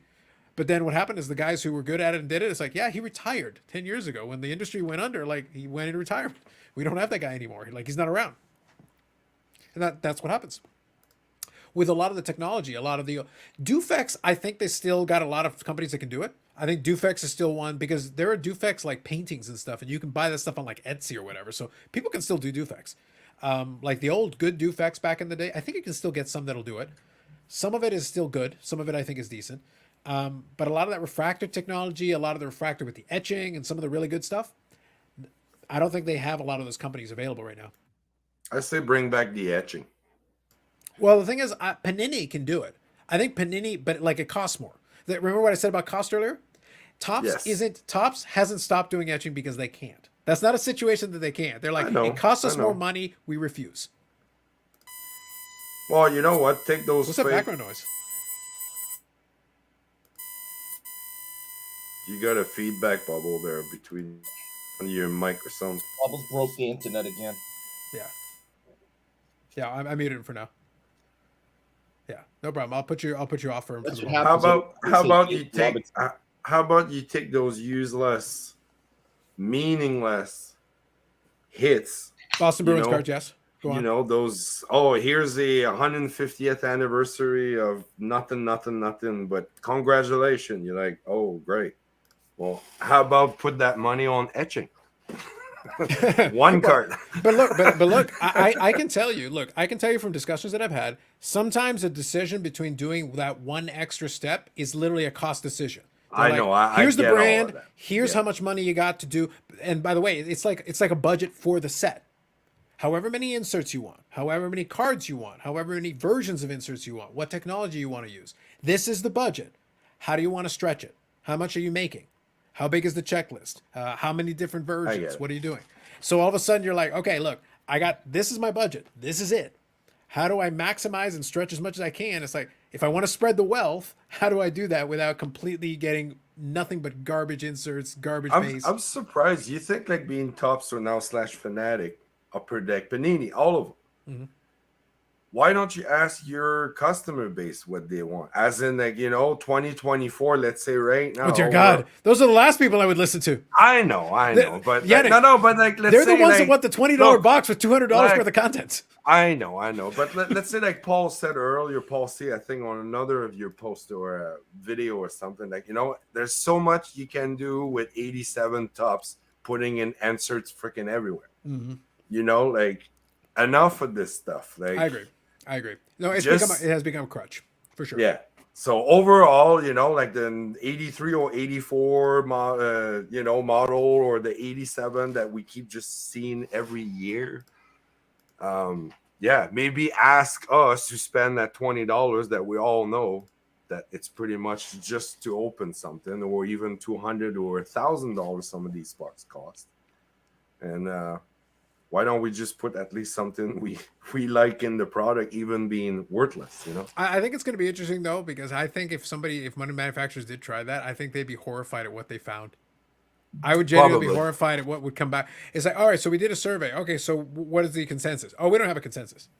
We have 1,847 different ideas. No, but not a survey. Give them like 3 options. Of course, don't tell the population, here's 20 different options. Like, come on, one kid, you give him more than 2 options and you're there all day. So, So real quick, I'll read a couple of these and get caught up. I will look for some. My point was, he was saying it's too hard to make cards the same way they did in the late 90s. He was basically telling me technology went backwards. It's not that technology went backwards. Is that the manufacturers that did it literally don't exist anymore in some cases. The suppliers do not exist anymore. All right. Your sound's good. You good, Bobbles? Yeah, okay. If my computer did that restart thing like it did when I was live a few Mondays ago, and I guess it doesn't like it when I come back in. So I gotcha.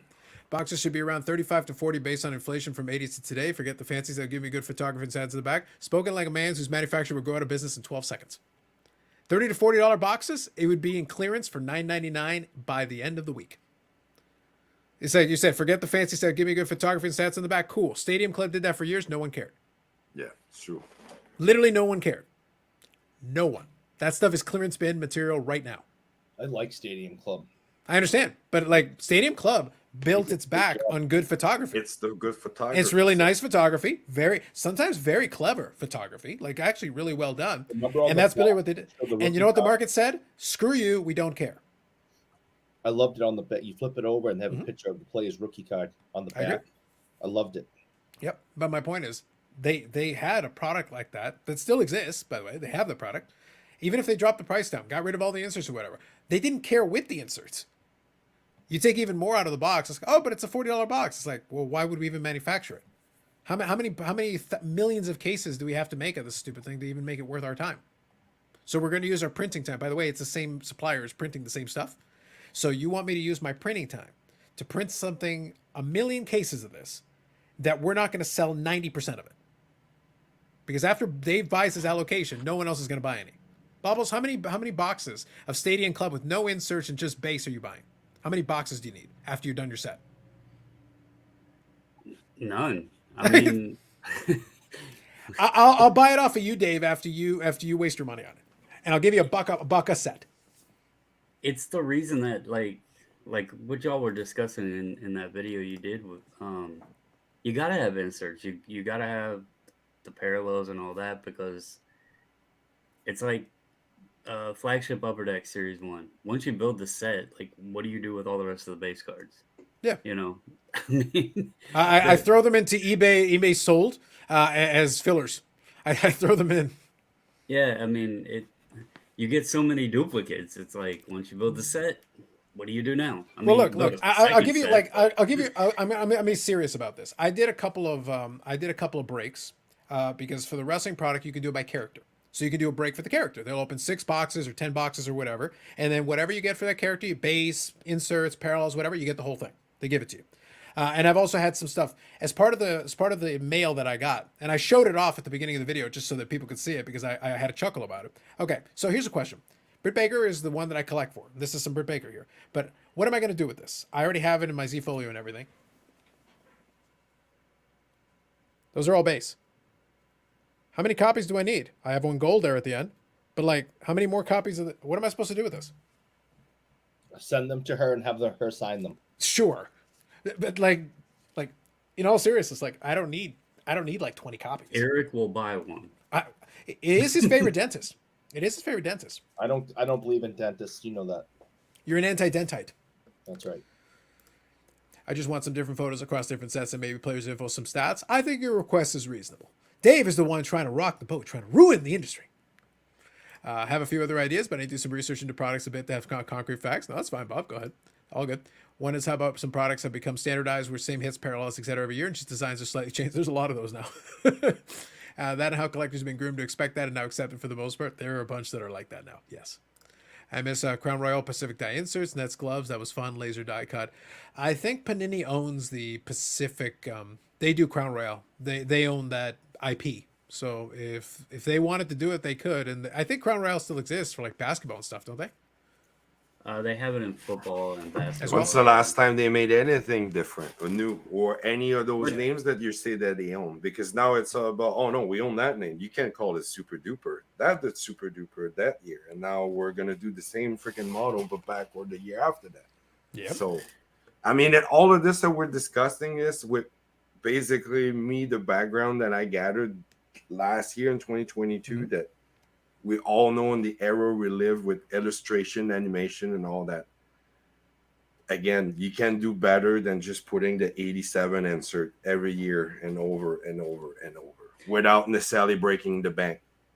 You know, like it's that just has gotten a little played out. The 87, like I love the 87 design. Well, Paul is we were making that joke. We were making that joke the other day, and Paul is the one who always brings up the 87. I think it's Paul. He always brings up the 87, and I go, look, I like the 87 too. I open rack packs of that stuff. I actually like it, but I don't need to see it every 10 minutes. Yeah, every year when you get to the 2/3 of the pack after the league leaders, and then you get your little parallel something, then you get your foil that, and then it's over the same year after year after year. It was Come in on, 2017. I can't remember all of them, but yeah, it's been in quite a few years here recently. Well, the thing so- is supposed to be the one time because they were doing the 35-year The thing. 35 And the problem is after the 35, why are you still doing it?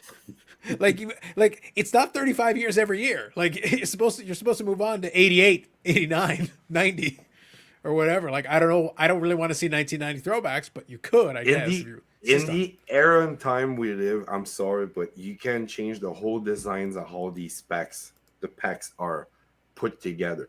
Inserts parallel, the order of stuff. Who cares? I'm sorry, but the league leader from last year in the National League on batting average, who gives a shit about that? I'm sorry. No one wants these cards.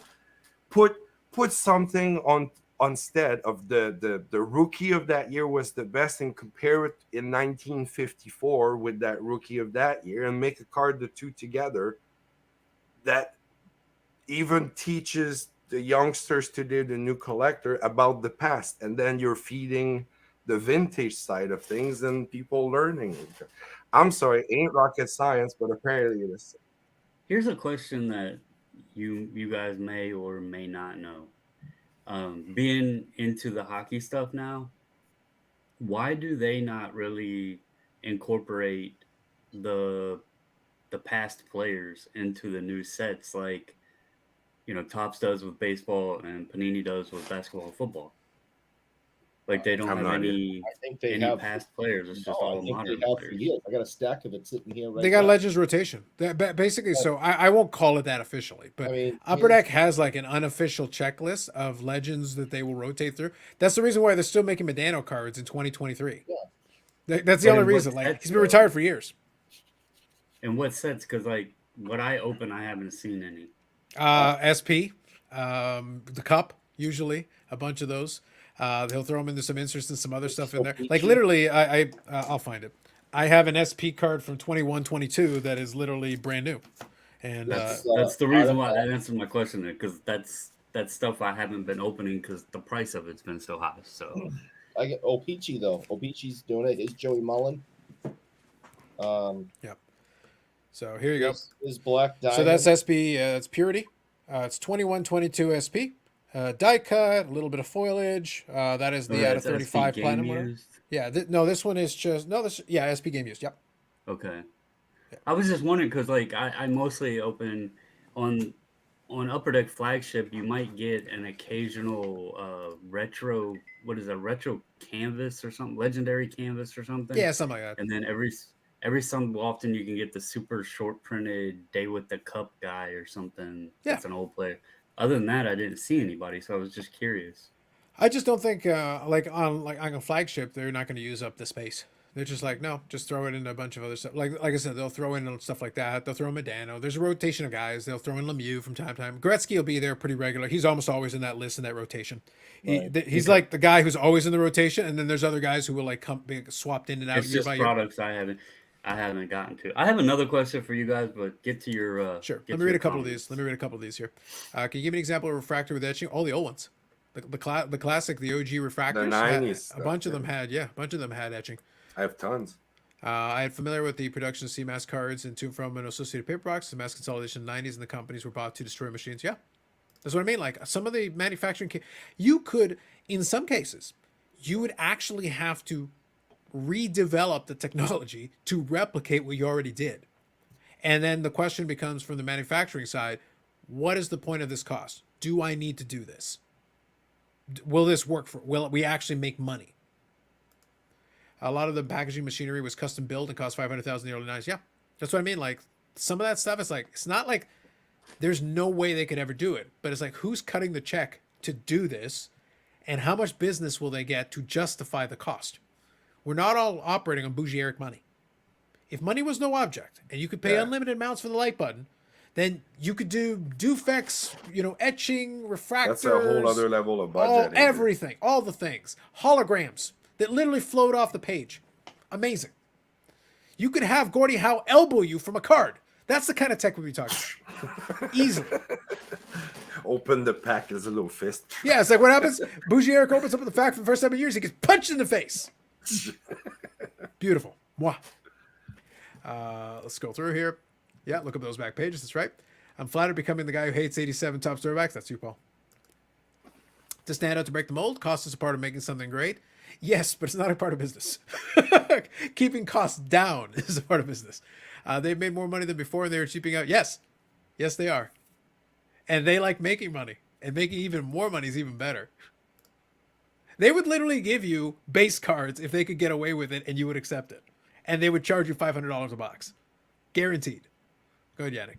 I have the one Tom is talking about right now. The That's what I mean. with Like the even etch in refractor, I have it. even It's into the beautiful. late 90s, you still had ones that you could get like etch refractors and the whole thing. Like it was amazing.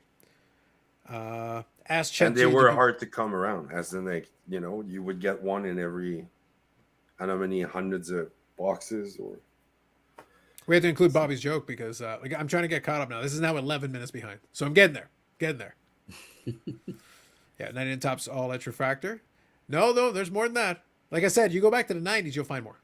Trust me, you'll find many more in the 90s. And at some point, I don't know exactly what the cutoff was. At a certain point, Topps literally stopped doing etching. They did the one around the outside for a little bit, and then I think eventually they just kind of dropped that too. That's it. They gave up on it. Yep. That's talking about the thing from earlier. Let me keep getting caught up here. I've been refractors from the 90s to 2007. Okay. So I knew there was some cutoff where they just stopped doing it. I don't know when it was. Let me scroll through. 357. Let me go back here. Oh, what's your NFL playoffs prediction? Ooh, I do actually want to talk about that, but hang tight for a minute. I'll leave you guys. to talk about Someone that. will win the Super Bowl. Yes, I guarantee someone will. Base cards are dead. They should not print them in 80% of product. Make them rare. There you go. That would do it. It's like, what happened? The pack has air. Just flipped to a 1996 Topps Laser Barry Sanders card. Super sharp design with the internal card cuts. Now, something like that you could do, but the cost would be astronomical. Like, literally, to have the machine set up to do that kind of an elaborate die cut. That's the reason. We use an example. We use Bowman's Best Cuts.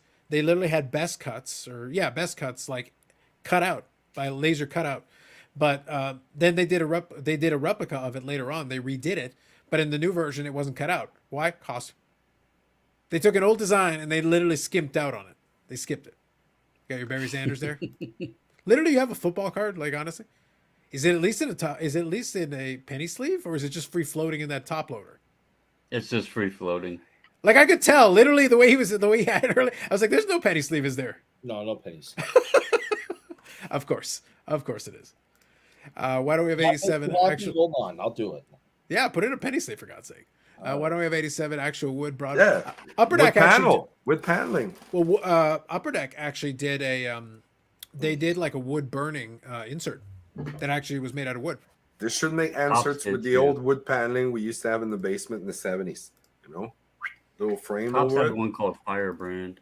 Yeah, but they also did it with hockey, and a couple of them. I think it's ingrained. I think in Upper Deck Ingrained, they actually have inserts that are like it's wood. It's a wood card, and it's like the players etched out in it. On a serious note, why do people love 53 Bowman, 56 Topps? Great cards, no inserts. No, they love them because they're 1953 and 1956 respectively. It's the golden era of baseball, and if you tried to do the exact same set today, it would literally be sitting in a landfill somewhere. But there is variations, Dave. You have like the white backs and the gray backs. True. No, but like here's the thing. Dave immediately goes to the vintage. It's like, Dave, it works because it's vintage and because that's what they had at the time. If you tried to produce the identical set today or same concept of the set today, it would literally just sit there and be like, so where are the inserts? Maybe Well, it's the same What do you want me to reason, do with like, this trash? In 1953, color photography was a novelty. Cars In that- didn't have radios or air conditioners or I mean, Yeah, like in imagine that 1953, today. color They drive photography- themselves. Yeah, color photography was the selling point. And by the way, Bowman almost bankrupted themselves doing it. That was high technology in 1953. In 1956, Topps had just won the war. They had beaten Bowman and bought them out, and there was no 1956 Bowman. the gum war. Yeah, they had won the gum war. They now had an exclusive going forward into the early 1980s that they defended viciously. But in that era, and by the way, Topps got progressively lazier as time went on too. Carlos, would you be for or against bringing back the floating head design from the 60s? Oh, I'm against Topps? all floating heads. All. Remember the 60s Topps? They were big on floating Well, heads, the right? thing is, they already did that with Heritage. They Pete literally did that. Rose rookie card is a floating head. But the thing is, they did that with Heritage, though. Like I use the example of Heritage as being just an example of laziness. Like they from 52, they did it every year, and I don't know what year 63 they brought it back for that set, because the 52 was what in 2002. I want to say it was like 50 years after. Is that Yeah. about right? Yeah. Am I close?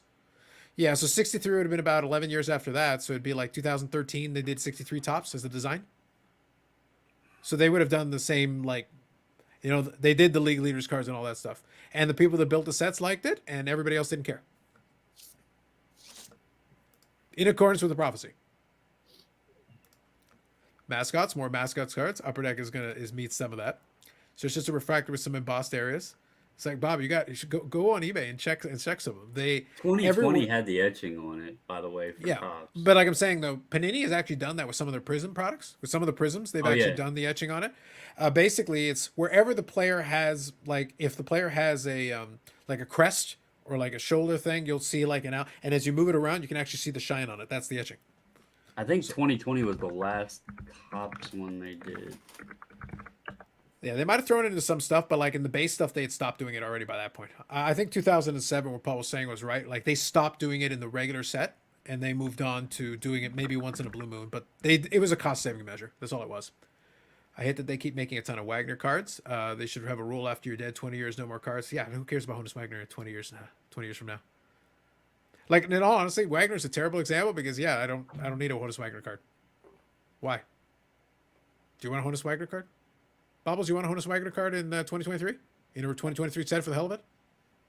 No, I made one in 2022. Didn't you get it? Yeah, I got that one. Yeah, Yeah, so I don't need it in 2023, Dave. Where I'm out. Right, I already made one. Yep. Hockey has the same 10 to 20 retro guys they use. It is monotonous. Yeah, that's what I mean. Like, there's a Legends like list somewhere. There's a rotation they go through. It's the same guys every time though. Why are some inserts cheaper than regular rookies? It's always buying. It's still supply and demand. It's still like whatever they do. Just because it's an insert doesn't mean it has value. We know, Bobbles. We know. Insert collecting is fun though. It can be. It's just when the players are outlined. That's partial etching, but there's also etching internally inside of the picture of the player. It depends on the player. You can also get the creases in the uniform and stuff as well. I think the lack of investment by the production companies might just be those 90s die-cut cards more exciting for people to chase. Might just make those 90s die. Well, some people are using that logic to go back in the back catalog and buy them for that reason. Upper Deck Moments had some wood border panels in them also. Some fake wood panels in Topps Gallery. Yes, sounds right. Upper Deck Hardcore, not a card but the game used floor. That's true. They did use that kind of thing as well. Hockey's Almost got boards. That's true. Yes. Scrolling through here. Franz Wagner card. Live the dream. Billy Wagner's alive. It's true. Maybe, you know what? Maybe Dave was talking about Billy Wagner. Billy Wagner, I'll accept. Honus, we're done. It's over. Let it go. Move on. We only want, there's plenty of vintage Honus Wagner. Or John Wagner, where he's chewing his tobacco. Is Come on. Lindsay Wagner still alive? The Bionic Woman? Maybe. I don't know. Do you want a Lindsay Wagner card?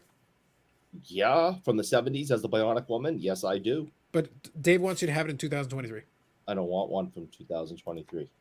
That's Well, unfortunate. from Not even Lindsay 1970. Wagner. Okay, but Bobbles, she looks this is not working out well for the 70s, Wagner bro, thing. or she looks in the 2023 version. Well, here's the problem, Yannick. The problem is in the 70s one, she looks like she's in her 20s, and the problem is in the 2020s, she looks like she's in her 70s. That's the problem. It's all flip. This is the issue. Here's her problem. So I don't want a card. Stroh's borderline Hall of Fame. I think he hauls eventually. Sure, career is stopping him. Yeah. Well, also being a reliever is stopping him. No one actually like relievers in the Hall of Fame are terrible. How about Lyle Wagner? He was in Wonder Woman. I could do this all day. Sorry. Could you not and say we did? Just saying. Jesus, really? This is what we get, Bobbles. We let him get diseased, and now we have to deal with his 70s references of Wagner's. This is what we have to deal with. Sorry. Terrible. Sorry. Just terrible. Yes. At least he's getting the sorry right. Sorry. So, folks, I did catch up on the chat, thank goodness. So we did manage that one, so that's good. So yeah, I had a couple of other things that I could touch on, and I've got some cards that I can show, but it's really up to you guys. What do you guys want to chat about? I like the topic you had with Jason on your discussion on the team peel on or peel off. Is that a question we can ask the course, chat. yeah. No, People, do by we all keep means. the peel on or peel off? And while you're doing that, I will pull up my Favre and start peeling it. I mean, go on. Sorry, please continue. Should So pull so that. so you know you got team I'm no actually peel on. I keep the peel on. I know it says peel off, but I was gonna say you're not following instructions. It literally says. I know it literally says I on. never did. It's a problem. I never follow instructions. You're a rebel. Me neither. You're a rebel. See, If see, I that- go to the that was the one instruction I was- books, usually it's because it's broken, and now I need to figure it out. See, there you got your Favre refractor, and on it says, let's see, what is the actual wording here? Come on, peel it, Carl. Should say It says protective invest, coating. Topps Finest refractor, peel and remove coating. There you go. You better do it. That's what I'm doing. I'm going to be doing it while you're having your debate and your discussion. How about you, Bubbles? So Peel? go ahead. So I should chat while he's going on. It's like team peel or team no peel. Leave the peel on. Or you take the So- peel off. I had a Finest Airs Kobe rookie that I left the peel on, and to be quite honest, I wished I had peeled it because, especially on like the refractors, he just showed that Favre. Yeah, at least get the syllables right, man. Come on. Enunciates it. Mm. When you peel that peel off the refractor, they just shine so much better. So I'm gonna have to go no peel, like banana that sucker. I mean, you're not eating your banana with the peel on. Don't enjoy I don't eat your bananas, refractors so- with the peel on. I find your lack of potassium disturbing. I find other ways. But I like what Jason mentioned, though. Like, can you imagine? Like, I do have Carros and I have a Gretzky. I can't remember what year, 90s with the Rangers, and they're both graded 9 or even a 10 with the peel on. Oh, it's So- definitely more difficult to grade. So the with peel is perfect. Why would you want to take it off then? I because the don't know. card looks so much, especially so on the 96. They put it like diagonal across the card, and that's why looking back, I wish I had peeled that Kobe because it's such a beautiful card, and the image is awesome on it. But then you got them words like going diagonally across it. It just kind Yeah. of ruins the card. That one's not so bad because they did it on the side, but when they were diagonal across the card, it just kind of ruins the appearance.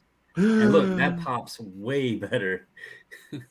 You have to take your time. By the way, Jason's point is accurate. You do have to be careful. This one, actually, the peel was on perfectly, but you have to be like really delicate.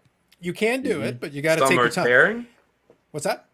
Some can leave pieces behind or glue. Yeah, or it something, can, or- but this one came off clean. Like, here's the thing. I've done this before, but the key to the whole thing is like you have to work the edge, but again, take your time. Don't be in a hurry. Like, just take. If you try to literally just rip it off, then yeah, totally. Yeah, peel the refractor with. Yeah, you'll do all kinds of crazy stuff, but it's like no, you'll be able to do it, but you just gotta patience. A little patience goes a long way on this one. I got no nails, so I don't know how to do it. Yeah, I don't have too much, but I have enough just to be able to get That- to the corner. That's probably around 96 there, isn't it? 96 or 97, because that's when they did them diagonally across 96. the picture. 96, 97. So can Yeah. I assume, Eric, you're And look, you can see the never- shine even from back here.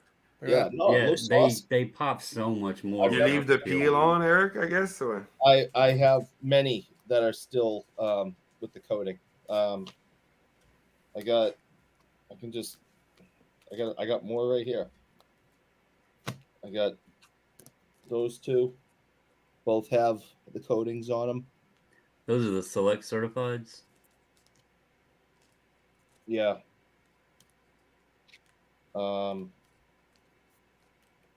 I'm sure there's more around here too, but yeah, I've never taken them off. I have purchased cards at shows that the previous owners have taken off, but I have never done it. me neither. That's the way it came out of the. That's the And way it came usually, out of if I have to scratch and wheel or million or peel or anything, I'm the kind of guy who will scratch and just basically like tear the whole damn thing. So So according to Bob Precision, Jackson, my friends, precision. Come on. yeah, well, when you got fingers this size, you don't have precision. According to Bob Jackson, the only reason Eric's haven't been peeled is because his mom hasn't gotten to those yet. Facts. Well, no, she does it for me, but she's been busy. Yep. So team peel for life for Paul. No, he means peel. I know. No peel. Who wants writing in the front of a beautiful shiny card? I don't. Peel to grade at low grade. Repeat peel off. There you go. Pretty sure I have some of those etch refractor. Yeah, if you look for them, like I said, they did a lot of them in the 90s. So what you're saying is don't drink and peel. Well, I am, and I did. So you're familiar with Refractor Jones, whom I did the podcast Never heard of him. and stuff with. Yeah, I know Atomic Refractor Jones. I know Casey Jones. When he's at the National and digging through all of those, value boxes or whatever, as he's making his big boxes of everything he's pulling out, and he finds the refractors or anything that has the peels, he's peeling them while he's going through boxes because he doesn't keep the peels on any of them either. So The surface on this one is actually really clean. I'm actually really impressed with this. Not bad. does it have a refractor line? Not that I can tell. I'll have to take a closer look after, but it actually looks pretty clean on that one. Look pretty good. No peel. Nice refractor card. Saw good, Jeff. Yep. So I mean, the argument that I've heard for years, and I guess back in the '90s when this stuff was all coming out, I guess I went along with and kind of adopted was, it came out of the pack that way. If you touch it and do anything to it, now it's not mint. But it tells you you're not following instructions. But he's a rebel. If you look back to my favorite set of all time, for example, the 1969-70 set, they came with stamps that you were supposed to place on some of the backs of the cards. I don't think I have anything. It's like taking your action figure out the packaging. Yeah, it's so now you lose have the value, right? now you have 69. Well, Yannick, to get the comparable right, it would be if you remove the action figure from the package or the side of the box says, "Free me, I'm trapped! Let me out!" It's like, you're a bastard is what you are. So I take the stamps and lick them now and stick them on the back of cards? Oh, I 100% think you should do that. No. I think you should do that on video and record it for posterity. And the cards that don't have the stamps on them after all these years are worth more than the ones that do. Be careful with licking glue, of stuff. No, Yannick, nothing bad could possibly happen with this. We're legally covered. Infinite's bad. Nothing bad could possibly happen. Especially if it dates from the 70s so fast. So if y'all have Jordan other wrestling out of the sticker inserts, you peel those off too. Psh. Who? Exactly. I don't deal with peasants. None of that. I agree. That's why I separated my 1980 Topps basketball inserts. I are smart. Facts. No, like you got to do. Like I make the joke, but you got to do what you got to do. I was always going to peel. I was always going to peel this card because I do prefer it without, and I do think it looks fantastic with it. Like I said, I'm going to take a closer look at it. The surface on this one seemed to be pretty clean on first glance. I'll take a closer look at it again. I want to see. But what's going to happen next is, if I think it's really clean surface, maybe I'll send it in for grading. Put Bobby Orr stamp there. Get on with it. It's an incomplete card, Eric. And like it says, it's instructions. I don't want to. You should crack it, lick that stamp, put it on that card. Yes. I don't want to. Yes.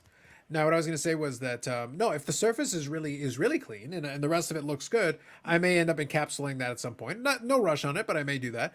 Otherwise, though, I'll probably throw it in a one touch.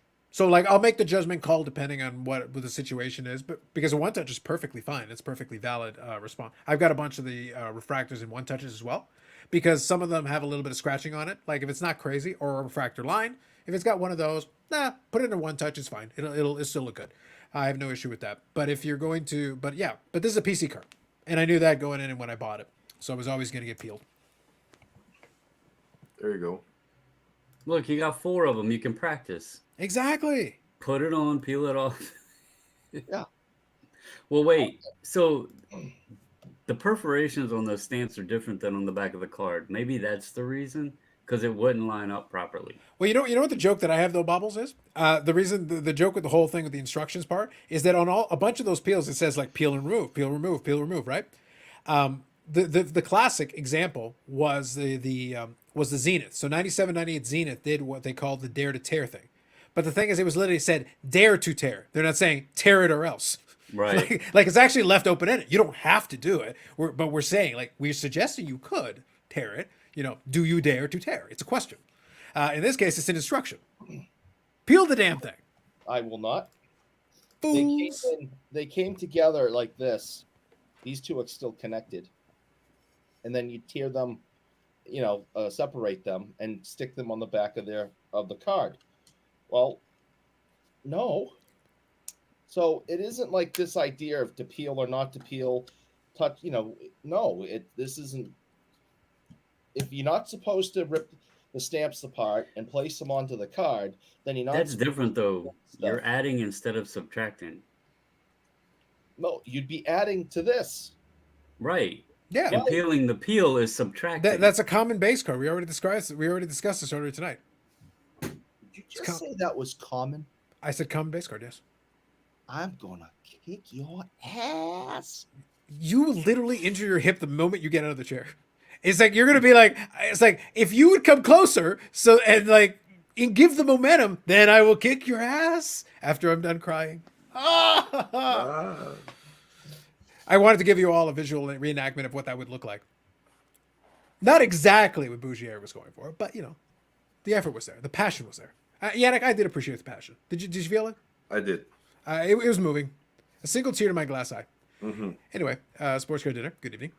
Recently got a Michael Jordan magazine in the mail from PSA this past month. Yes, they are doing the magazines now with they're putting some nicer covers on it, so to their credit. I'm not going to pay for the Collectors Club for that, but if you already have it, then by all means, enjoy.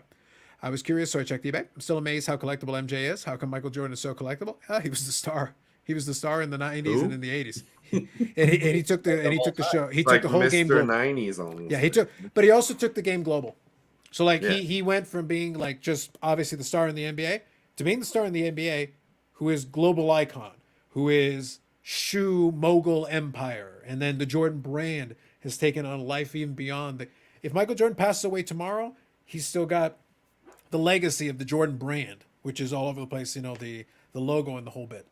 So he's got a lot going for him now, even beyond basketball. Isn't he an actor? Well, allegedly. I think Space Jam might have been the height of his thespian talents. I don't like what else was he in. And I'm curious if in these other things he was playing Michael Jordan, because I think you're thinking Michael B. Jordan. That's a different dude. Not quite the same. I'm just messing with you. I think Michael B. Jordan though. I think his credits are a little bit better. I like Creed. I like Creed and Creed 2. I just realized where I know Eric from. Memories came flooding back. It was from those messy Marvin Bologna commercials.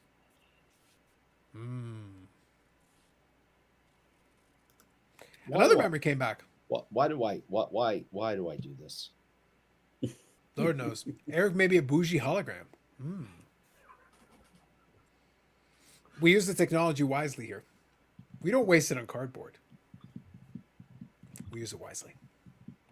Could be Bass. It could very well be. I used to watch Dukes of Hazzard every Friday night. So your boss Hog Son? Were you Yeah, watching it every while you're Friday- watching it? Were you every watching it? You're like, Friday. Dad! Every Friday night on CBS. Watch new episodes every week. It was I watched the reruns. This would have been your moment to have like a Daisy Duke card. I don't know if I do know Jeans patch. Daisy Dukes. they Little cutout. Eric is that like, I will mortgage my They life. can only make few pieces of those jeans anyways. I was gonna say there isn't gonna be a lot. So Eric is like, I will mortgage my life. I wouldn't be I might. She may have been my first crush, so Might. May, yes. yeah. Perhaps. I think everybody my age was in love with Catherine Bach at one point or another. Well, look, in addition to being in Dukes of Hazzard, the Daisy Dukes, the infamy is she was also the first one to get a 3-pointer in the NBA. So like her list of accolades is extensive. So she has a Celtics card too. So I mean, she's awesome. By the way, so this will be my card that's similar to the one that you had, the Barry Sanders. And by the way, I don't understand why people do this. This was done intentionally, and I don't understand why. So here's one of the other cards that I got.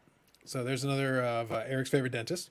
This is a metal card, but the thing is, there's no sleeve in it. However, it's a metal card. It literally is just like you can't Like I'm gonna have to work to remove this because the top loader is not exactly the correct thickness. You need to go like one size bigger, and then you can put it in a sleeve. It's perfectly fine, but like it's a metal card, so it's fine. I'm not worried about it. But it was like, guys, put it in a sleeve. Take 2 seconds. Put it in the proper top loader. Like it's not that much extra work. Come on. Laziness. Sometimes it's like inexplicable laziness. I'm like, come on. A little bit of extra effort wouldn't have been such a big deal. I don't think any of us need that. I know I don't. Paul, don't try to put that evil in the world. Don't do it. Don't do it, Paul. We put Paul in a timeout. Listen, I thought about it. For that one, I was like, Easy Dukes, yeah. Oh God. Billy, good evening. How many cars did Eric Dent trying to slide across the hood? Facts. Billy, by the way, we're chatting about some of the stuff. Let me know if you want to link and come on. We were actually chatting a little bit about some stuff. Billy, if you see that I actually have an answer to that question. Yeah, I bet you do. All right. What's your answer? Well, I'm trying to remove this card from its prison. One. Yeah. I'm just gonna say one. Only one? The only one that I remember. Oh dear God! It's actually like holy crap. Hey, I think every single kid back then gave it a shot, but we were kids. We weren't tall enough, so and the cars were higher, and you try to do it across a 1978 station wagon. It's sits a little higher than a 1970 Charger. So, but yeah, one. Yeah. So J-Can says Donis Americana has some good. Yeah, I know they've got a lot of different pop culture things in that one. I think here at a crush to Miss Howell from Gilligan's Island Thursday night at CBS. That was not live when I was young. I watched all those in reruns. And if you go back now as an adult, Mrs. Howell's not that bad looking. I think Baz just likes scandal. I think Baz just likes invoking things. He obsesses about Steve and the cigarettes. He gets very excited about and the wreaths and the whole thing with the wreath. I don't know what the deal is with the wreath. The wreath thing is weird. Yeah, that was a little interesting. It's a little weird. Look, no judgment, Baz, but it's weird. No kink shaming here, but to each their own. It's a little odd. You got a wreath fetish. Just a little bit odd. A little bit odd. But I don't know. I don't know what to tell you. I'm discovering that I might have to get the Jaws of Life for the stupid card to get it out. I'm realizing that because it's one size too small, it might have been prisoned in here. It might be permanently stuck in this holder. I have to think about that one. I thought it was Grandma from Beverly Hillbillies. It was Granny, not Grandma. And no, I never had a crush on her. Thank you. I was gonna say something, but I won't. You can say something inappropriate. Say something greatly inappropriate. I just chose. I'm not gonna say it. He's gonna behave himself today. Yeah. Yeah, and now he's Bronco Dart Steve, as if he needs another moniker. Yeah, Steve with his darts. Yep. Yeah, and Bob is like, Bob, you're reading my mind. That's the next step. I'm gonna refill my drink and I'm gonna cut this out because now I'm annoyed. Now it's like I thought I was just gonna be able to basically finesse it out. Metal one out. Well, the good news, like I said, is it is in fact a metal card, so I'm not worried about dinging a corner or something weird because it doesn't really. It's got rounded corners anyway. What's that? What year is yours? This thing? Yeah, is that new? This is brand new. This is from the other year. Well, technically it's 2021, but okay. it was released this year. I guess I know I have a late last year, but yes. But yeah, I think the cutting the top loader is going to happen. I just don't understand why. Bubbles, rule to somebody. Here's an eBay tutorial for somebody. If you've got a card like this, put it in a penny sleeve regardless. Just put it in a penny sleeve and put it in an appropriate holder for whatever thickness it is.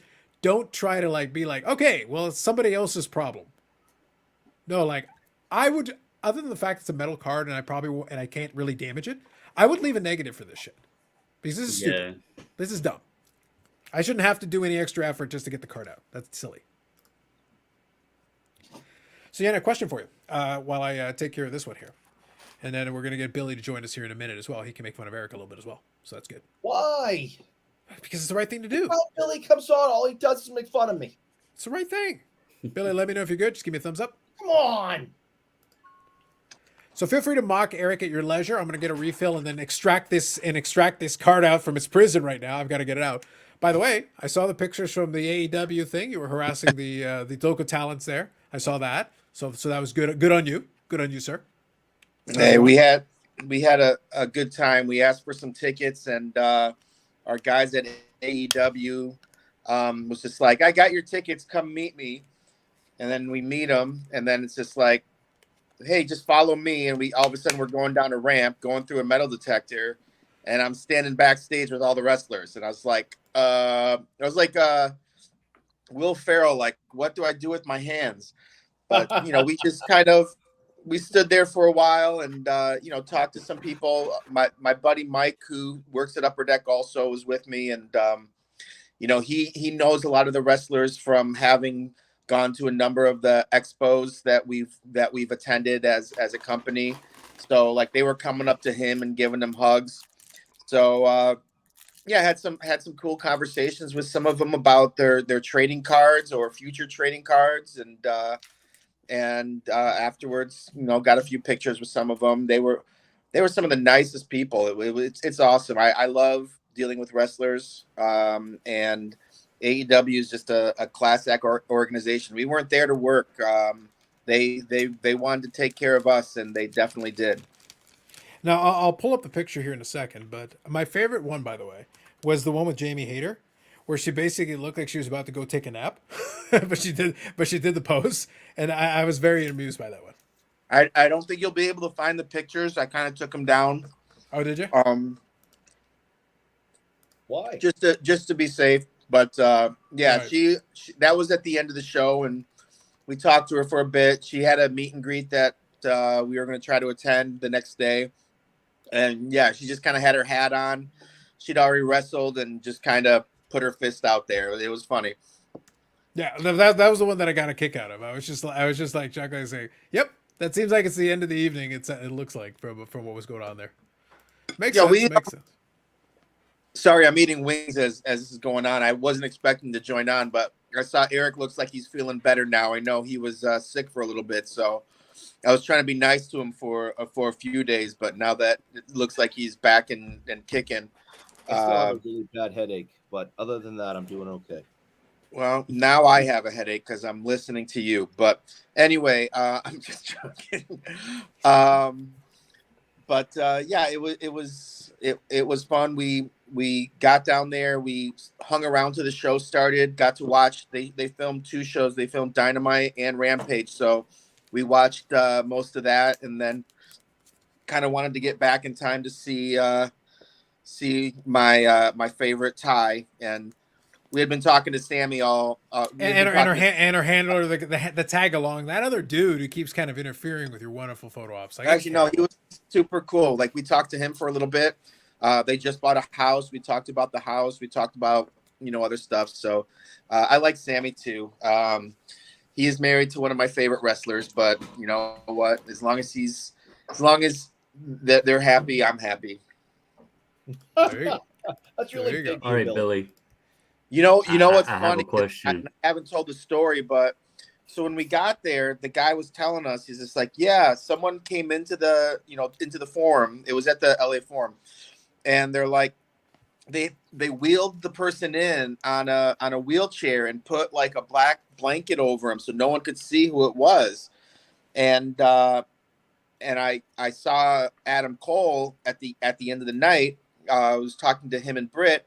And Adam Cole is like, I go to him. I'm like, by the way, was that you on the chair under the blanket? He's like, yep, that was me. I go, yeah. Everyone thought Mercedes was going. There was all these rumors about Mercedes maybe joining AEW, and I go, everybody thought it was Mercedes. And when I saw that you came out in the beginning, I'm like, I wonder if that person they wheeled in was Adam Cole. And he's like, yeah. So I thought that was kind of funny. But the funniest card story of the whole night, we were talking to Darby Allin, and Darby's just like, you want to know something funny? He goes, I forgot my ID to get into the arena. He goes, I pulled out, and he pulls out like a main features card, like all crumpled up, like it's been in his back pocket. He's like, I had to show him my card to show him who I was to get into the arena because I didn't have my ID on him. So he used an Upper Deck trading card as an ID. And I was like, I guess I got to bring back, like, we had the NHL credentials cards and an MVP, I'm like, maybe I should make some AEW credential cards in one of the next sets, just so Darby Allin can get into the arena next time. That's awesome. I think That's it a works. cool I think deal. it works. We had a little bit of fun. I was chatting with the guys because I had a pile of I basically had to ship my cards order come in, and I ended up getting a pile of Spectrum cards and a bunch of the ones to fill in the collections and stuff. So it was a good group.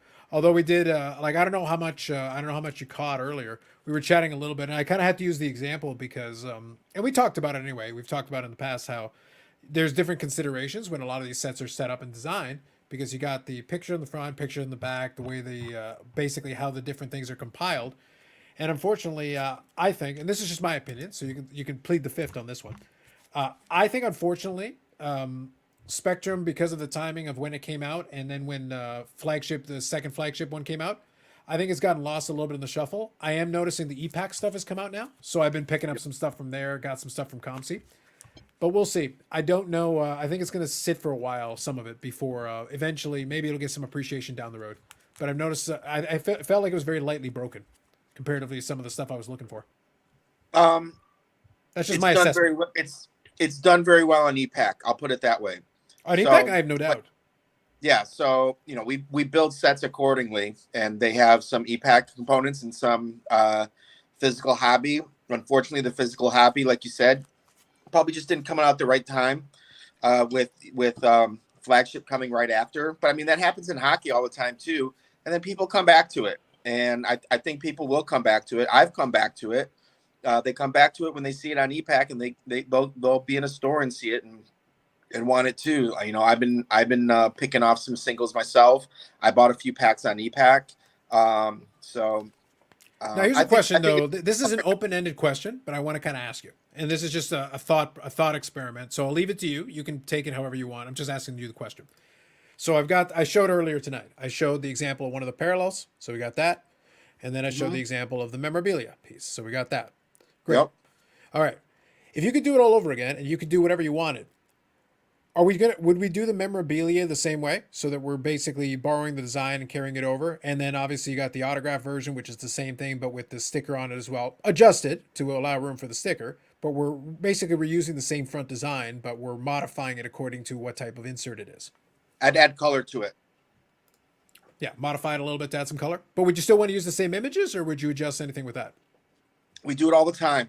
It's nothing new. It helps with costs. I know that, but I actually took the cost out of it. I'm saying, like, if you could do whatever, would you want to include a different picture? If okay, if you're not restricting me on the cost as much, I'll throw a different picture on there just to modify it a little bit. I would honestly, it's always an easy way to build a card is to make a autograph version or a memorabilia version of it. If you ask me what I could do differently or what I would do differently, add another memorabilia insert in there, because there's a matte relic, and then there's the one that has the 3 pieces of the ring, but there's not another memorabilia relic card. So make it like we do in other inserts. Make different memorabilia card inserts that might be more geared towards a specific wrestler or that sort of thing. That's what I would do. That's fair. Yeah, but I think that's always one of the things that's so. Go ahead, by all means. Did you have any parts of Metal Universe Hockey? Yeah. Why in the hell did y'all leave Jason Robertson off the checklist? Oh boy. I was hoping you'd ask. That's beautiful. All right, I'm gonna get a refill. Bobbles, this is your old man tag moment. Do what you must. Second. I did not build the checklist. Rookie of the Year, second in Rookie of the Year voting. One of the top young guys in the league. Go buy 4 boxes, get excited. I had the green PMG from 2020. Was hoping to be able to chase the 2020 version or 2021 version. Start looking at the checklist and I'm like, damn it, they didn't even put him in here. You have John Klingberg on the Dallas Stars, but no Jason Robertson. Ball dropped. I didn't build a checklist. I built the outline of the set. But Usually our I just figured I'd give you hell on it because I was very I upset. understand. I can give you some potential reasoning for it. I'm not the one that built the checklist, so I can't like be exact. Like it could have just been like, oops, we missed it. But a lot of times these sets require like we were just talking about the memorabilia parallels. A lot of times these sets require autograph parallels. And so specific players that we pick from different teams might require autographs. And we have deals that have specific number of autographs on them. And we might not have had enough autographs for a specific player to be able to put them in the set. And we wanted to fill the base set. So that's what we did. Should Jason Robertson have been in that set? Yeah, he's one of the top players in the league. But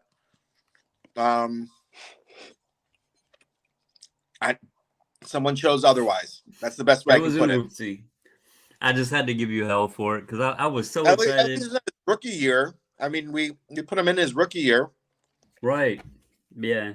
I My have a wife bunch of was them. happy. She's been trying to build the crack and stuff, so she pulled a PMG and a Nice. Cole Lynn rookie auto for her Kraken. So she was happy, but I was very disappointed. So Did Bubbles at least pound the table, Eric, and demand answers from Billy or no? He swore at him, which is very unlike him. I was really disappointed. I know. I thought Eric was talking for a second. I was like, wait, is Eric talking? Yeah, I love the product, but it was so disappointing because that's my guy, and I still had fun opening What? it. But Jason Robertson's your guy? Eric! I know. Breaking Shocking. news! Spoilers! What? I had no idea. Shocking. And now my run of green PMGs is broken. At one. One. Yeah, about to say. Wait a minute. Let me count. There's one. Yeah, that's it. Uno. Nice. It's like the Boston Bruins winning streak right now. Wow. Wow. Ended. Wow. Bobbles woke up and chose violence today, I see what happened there. So actually, I got a question for you, Billy, because I can verify it with you after, but I'll take a look into it. I was checking it out, and like I said, I've been getting this stack of stuff because it's a lot of eBay lots and different things, and I get them all shipped out at once. So I actually got a nice mail day. I was able to get a nice stack of stuff, which is always fun. Same vein. So we got this one. So there's your matte relic. That's kind of what you were referring to earlier.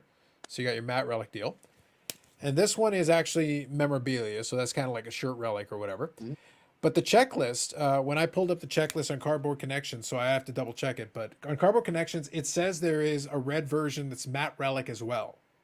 That's out of 50. So is there both? Or is it one or the other? I think there's both here. Okay. Because I hadn't seen the other one yet. Because I saw this one. Retail exclusive, though, I believe. Okay. No, because I know there's the gray one here like this. Then there's a gold one that's retail. So I know that. That one I've seen. And then a red one I got, which was the memorabilia one. I've seen that too. Obviously, I got one. But I haven't seen a matte relic that's red. I haven't seen that. Yeah, that checklist says it's there. Or EPAC, or I'm sorry, that's either like a hobby exclusive or a retail exclusive. So okay. All right. Maybe that's why. I'll leave it on the checklist for now. I'm basically just using that checklist and I'm going off of it. So I've been scratching stuff off and I'm like, I haven't seen one yet. It's not even a price thing. It's like, but I'm guessing it's out there. I just haven't seen it. That's the only reason is with stuff like that. It's like, okay, look, I'm good with whatever, but I just want an accurate checklist because I don't want to be chasing a ghost because that's no fun. I want to be able to actually know, like, look, one way or the other, just say yay or nay. I'm good either way. I just need to know if it's a real thing. It's a real thing. Love it. But otherwise, how's your stuff going along? You were taking a little. You still adding some stuff here and there, or you taking a little bit of a breather? I've been picking up a lot of women's soccer. Yep. Getting excited for the World Cup. Mm-hmm. I've been buying a lot of like some of the players that hopefully will be on the World Cup team. I still picked up a few ties recently. Anytime I see a Vanessa Hansen auto dip to a certain level, I usually buy those. I bought a few more Marvel Black Diamond exquisite base cards. I needed a couple backups in case I get some stuff signed. And yeah, that's about it. Not spending too much. That's not too bad. I've been trying to take it easy a little bit at the beginning of the year just because there's a couple of plans for the rest of the year, so I'm going to see what happens. A lot of this stuff was already picked up over the last little while. I started going through the checklist and grabbing stuff. I have been enjoying, though, I will say, to kind of what we talked about earlier. I'm enjoying that the EPAC stuff is coming out because now it's appearing on ComC. Although, and this is a pet peeve of mine, and I chatted with you guys a little bit about it as well the other day. For me, if somebody is, and this is an etiquette thing, this is like to out there to anybody who's doing stuff, buying stuff on EPAC. You can pull some nice stuff on EPAC. It is perfectly legitimate to sell stuff on EPAC or trade stuff on EPAC. That's cool. But if you do that, please specify that on your eBay listing. Because I had somebody where they had a thing on eBay and they had the picture of it, of course, and everything, because you can get that from EPAC. But the thing is, they didn't specify that. And it was like the next day I got a message. They go, hi, do you have EPAC? And I'm like, okay. It's like, yes. And it's like, oh, can I just transfer it to you? So they didn't have it in hand. They still had it sitting on their EPAC, and they were hoping that I had an EPAC so they could transfer it. And I was like, sure, fine. Give it to me. I'll transfer it over to my ComC and ship it to myself. But it's like, dude, specify that. Be upfront about it, you know? Yeah. Yeah. In the end, it was fine because I didn't give him too much of a hard time about it. He ended up getting another one of the cards that I wanted. So now that I knew what the deal was, I went to EPAC directly and I checked, and I quickly corresponded with him. Like, all right, what do you want to do? So it took care of it directly. You're saying that someone should put the information out there for you before you go and purchase something. Like, say, Metal Universe, they should put a checklist out 2 weeks beforehand and publish it on many sites before you go buy expecting Jason Robertson cards. That would be lovely. That'd be good. I think that would be great. I think that's a good thing that should happen. Yes. I wonder if they did that. Oh, probably not. That Bubbles, that's a beautiful counter though. That is a solid point. The checklist was out ahead of time. In fairness, I was gonna buy it anyway. I was disappointed when he wasn't on there. I like the product, you know, so I just was giving you hell because I was like, how is he not on the checklist? But John Klingberg is a Dallas Star on the checklist. Just tell the truth. You just want to get all those cheese cards. I know it. Okay, serious question, Billy. What has your feedback been on the cheese cards? I've seen things. Like, I'm just curious what you have perceived. What I personally received is a mixed bag of this is one of my favorite inserts and what in the world were you thinking? Mm-hmm. Did you see Bobbles one though with the cut? What was that? Look at the one that Bobbles has. Every one of the Connor McDavids are upside down. Yeah, we knew about that, or we heard about that. But did you want that? Did you want that set to get delayed even more? Oh, I just noticed that I went to list it on eBay, and I was like, two of the cards have hell? upside down backs, and I know McDavid is one of them. Yeah, I just thought it was funny. One of the key players, and he was upside down. Yep, that's a little frustrating. Like I said, Question on this: the intent on the neon, the neon icon. Are these supposed to be blacklight reactive? Is that the thought process behind these? Because they don't glow in the dark or anything. No, they There's weren't. neon on them. So there's, if you look, I guess there's a really thin line of another color where all that white is. That's supposed to be a lot more colorful. It's supposed to be, part of it's supposed to be white, part of it's supposed to, like if it's an Austin Matthews one, because I know someone got that. Part of it was supposed to be white, part of it was supposed to be blue. And it's supposed to look like neon lights. But unfortunately, the color didn't show as much as it should have. Or they printed the white over the color. I don't know what happened.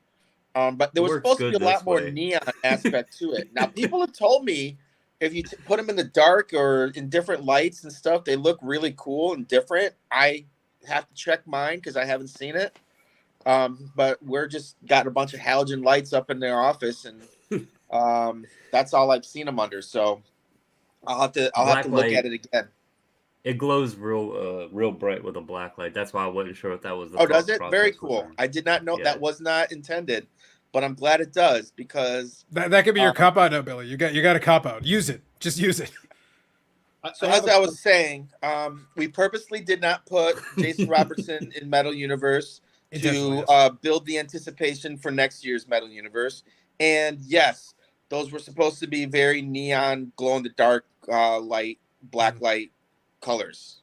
Well, Wise. next year I'm Wise. gonna have to buy Metal Universe anyway because of freaking Matty Veneer. So But what's going to happen though is in next year's Metal Universe, you are going to open it, and every pack, all you get is Jason Robertson. There will actually be no fine. one else. That's all you Fine. get. that is fine. It's like, this is Jason Robertson at home. This is Jason Robertson playing video games. It'll be like the 1959 Fleer Ted Williams set. It's Jason Robertson just hanging out. Jason Robertson throwing a football around. Look, Carlos, when I tell you stuff in secrecy, you're not supposed to broadcast it on your show. Okay, now everybody knows about next year's Metal Universe, and I'm sorry. a I little should have told you upset. ahead of time. I should have told you Pre-ordering ahead of time. cases now. Look, I should have told you ahead of time that we were revealing all the secrets tonight. I already showcased the hobby's first luxury coaster. Beautiful, beautiful tag slabs, great, amazing coasters, the best coasters in the market, luxury, high quality, beautiful. Webo2 was asking about Pitter Patter. They did do Pitter Patter. There you go. Nice. So yeah, I like that. we were sharing all the secrets tonight. Like, I'm sorry, I should have told you ahead of time we were sharing the secrets. I got to give the enforcers some love. You know, they got to have their fun insert. What enforcers? Nothing said enforcers like Pitter Patter. Billy, yeah, I was gonna say, is it a direct reference from Letterkenny? Hey, look, I don't know what you're talking about. I was gonna say I was wearing Wayne? my Letterkenny sweatshirt today. There you go. I can say that term is used on the show, and it references, enforcers, kind of. Let's and get at her. I'm a big fan. So, it could have had some. It could have had some influence, or could have inspired the insert a little. Inspiration. Yeah. Look, you get inspiration wherever you get it. It's one of those things. You do have a lot of influences with a lot of media and a lot of different shows and movies and stuff. So, and you, like I said, if anybody ever checks out Billy's Instagram, you're gonna see he goes and takes opportunities to hang out and get autographs and take some pictures with some celebrities. So there's gonna be a little bit of an influence. Like, you get it wherever you get it, wherever some inspiration strikes. Which brings me to my next question. Did you go to Golden Globes? So the Golden Globes are at the Beverly Hilton. It's not very accessible unless you go in the back. But the thing is, like, usually what my friends will do is they'll get a ticket to the party, one of the parties at the Golden Globes. Well, this year there was really only like one party, and it wasn't like not a lot of people went. A lot of people try to disassociate themselves with the Golden Globes still. So they might have parties elsewhere, or they might do some other stuff. So no, I don't do the Golden Globes. The SAGs are really the only one that I ever really go to, and unfortunately, they've changed locations the last couple of years, so they don't have like bleacher seats and everything for me to bid on auctions to get seats for. So I don't. But to answer your question, no, I don't go to the Golden Globes. I do have some friends that were there, and sadly got photos with Lisa Marie Presley. 2 days before she passed. So lucky them. I was a big Elvis fan, and I was jealous when I saw the pictures beforehand, and then after the fact, that's just kind of a bummer. Not to bring the mood down, but Eric knows that he usually does it anyway himself. So I figured someone else would do it for a second. Well, his job is usually to bring the black clouds. That's kind of what he does, because then he can yell at the clouds. So it's like a twofer. He brings the black clouds and then yells at the clouds. Do we Gotcha. do we have a cause of death yet for her? Has that been reported? I know she went into cardiac arrest. That's all I've read on TMZ and whatnot. Okay. Well, she's had an up and down life. She's, she had a lot of pressure being the king's daughter, so she's had an up and down life, and wouldn't shock me if it was substance related, but I hope not. Yeah, no clue. I know when I saw photos of her at the Golden Globes, I felt like, wow, she looked like a lot older than I remember her looking. Like, her mom almost looked younger than she did. Obviously, her mom's had some work done. I'm a big fan of her daughters, actually, too, Riley Keough, and she's got a new show coming out, and I was going to get excited about that. And, now that sucks for her, you know, Right. getting excited about a new show and then your mom passes away. Right. No, it's fair. I get you. That's sad. Now I'm gonna there's no smooth transition, so I'm just gonna kind of shift over a little bit. I mean, over a little Eric technically is the one that asked the question that led to everything. So I do. Well, like I said though, we already talked about Black Cloud yelling at hold on, just give me a second. So I did see from whatever I was watching the news or whatever about Eric. Look, Lisa Marie died by chocolate stick. Is that what you want to hear? The chocolate stick did her in.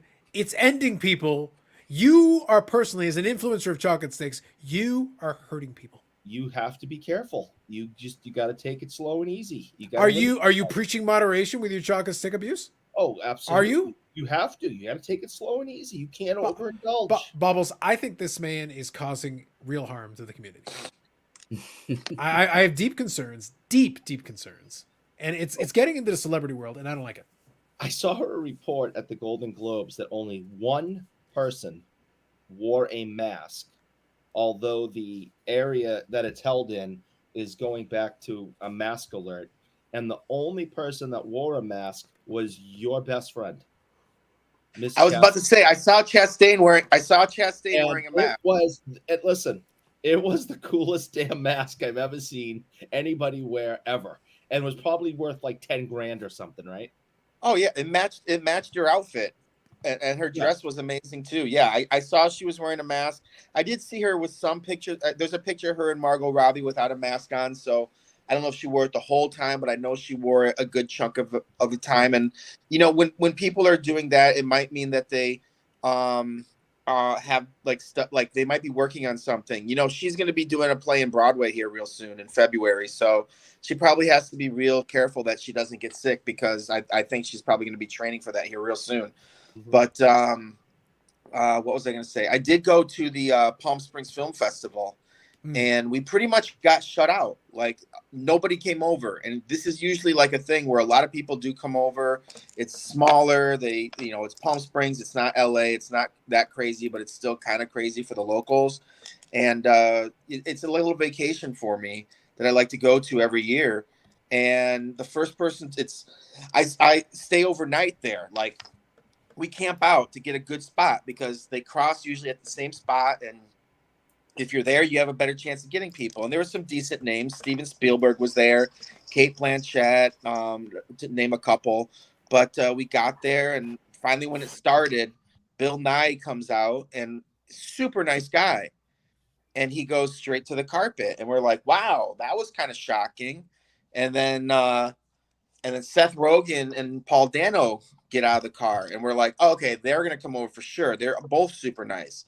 And you could see them like, we want to go over there. And nobody ended up coming over except I think Sarah Polly came over for me. And I'm not even joking, because I saw her the day before at a bookstore because she had a book signing in Palm Springs. I was like, oh, shoot, let's go to this.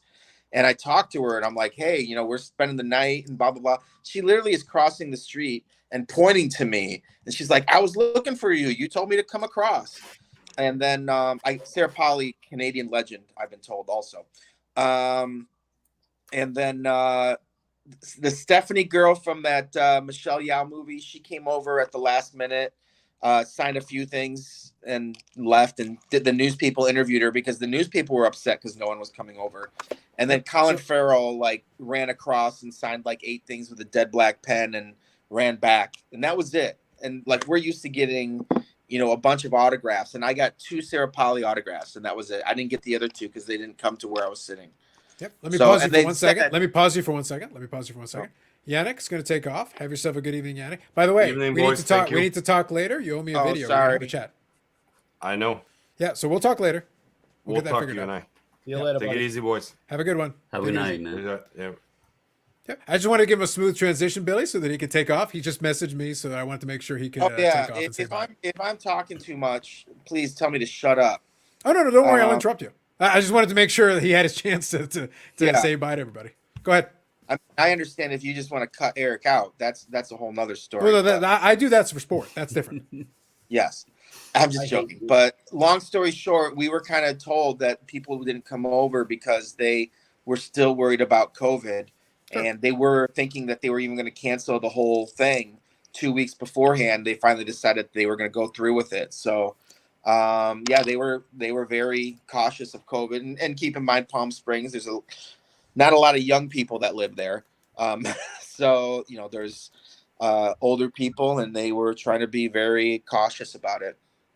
But it sucked for me.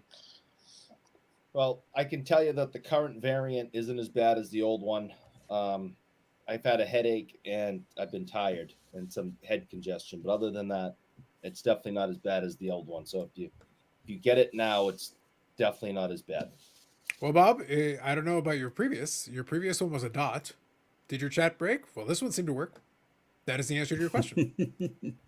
I was actually kind of surprised because I know that some folks were around. It's like, you guys are welcome to look. While we're chatting, you guys can ask questions or comments or whatever you want. If there's something you want to bring up, we're just chatting because it's like, no, if Billy was around, it's like, no, come on in and hang out in the chat. It makes it easy for me because I get to sit back, and then also if I have a question, I can ask it. I did actually have kind of a comment for you. I enjoyed because I do listen to a lot of things. I did laugh though that the Card Talk Foundation guys, they had their 100th episode, and I saw their main eventer at the tail end, the last second, Billy Cilio. I had a little bit of a chuckle on that one. There you go. He's adjusted it. Oh, I like this is good. Yeah, and I don't have to see half his face. Crap. Here it's okay, Billy. I'm losing contact here soon, or it was all blah blah blah blah blah, blah robotic there for a second. Sometimes he's back to the regular internet. It changes, but I as I said, I'm sticking on here probably till my phone is getting close to dying, because I'm not even charging it. But I did want to give Eric some crap, and I knew you would ask me about my AEW photos. Wanted to tell a few AEW stories, but what was the question or comment again, Carlos? I'm sorry. All I was saying was that I listened to the Card Talk pod, and they had their 100th episode, and I did get a bit of a chuckle because of the last minute. Their big main eventer, their superstar they threw on there was Billy Cilio from Upper Deck. So because I listened, I like I said, I've been enjoying going down the rabbit hole of wrestling cards. I've been a wrestling fan for a long time, but I've been enjoying the cards. I've been enjoying chatting with you about the cards and stuff and everything else. But I do listen to those podcasts and stuff. But it is kind of funny when you make the rounds and you go on there and talk about a lot of the stuff. And I just kind of get to sit back and chuckle and then kind of listen in also at the same time. But those guys are fun, and I had to call out the fact that pretty much the whole conversation before that was all about WWE cards, and I don't think they barely mentioned AEW cards. So I'm like, hey, let's talk a little AEW now. But no, they've been very supportive, and anything we can do to help out people's podcasts by helping inform their crowd base. I do my best to do that. And also now I know that it's called Series 2. Stop it.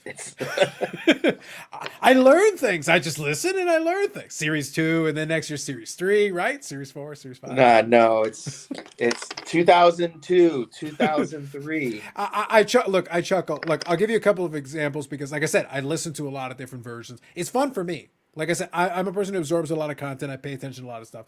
I don't blame anybody for not knowing a lot of these things because they're learning it. But I also listen to a lot of like Adam Gelman does a lot of stuff with WWE stuff, and he does a lot of the conversation with that. And Zen Morning and those guys have their own stuff that they do as well, so that's part of it.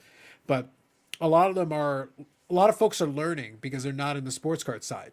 So when you've got these different sets, they don't know year by year by year by year. It's like, no, it's a flagship product, and then you get the next year's flagship product. And I think the fact it said first edition, I think that kind of like, okay, then this must be second edition or second series or whatever they want to call it. And with hockey, we do have Series 1 and Series 2 for hockey. So, I can consider that a good excuse if they call it Series 2. But I think I'm going to take off here soon. I just wanted to kind of leave you with one thing about Metal Universe 2. Mm-hmm. and then I'll Series probably 2? listen a little bit. But I've So got Metal some- Universe, you're going to say, so you the bombshell is that you're finally going to send me the box with the red marking on it. Hey, Britt Baker PMG. Hey, another one. Hey, crazy. not This is not nuts. not AEW Metal Universe, but the Hockey Metal Universe. Oh, so I'm the one who gets all the PMGs for Jason Robertson that don't exist. Yes, I mean, yes. go on. Can you send me We- some Bobby? that's Orr? why he's not in there. We've backdoored all the Jason Robertson cards. He's actually card like 151. Yeah. And I figured. my special box will. And so, hey, Bobbles, check out my box break. Jason Robertson, PMG. People joking. green, do red. not record this and take it out of context. Billy is joking.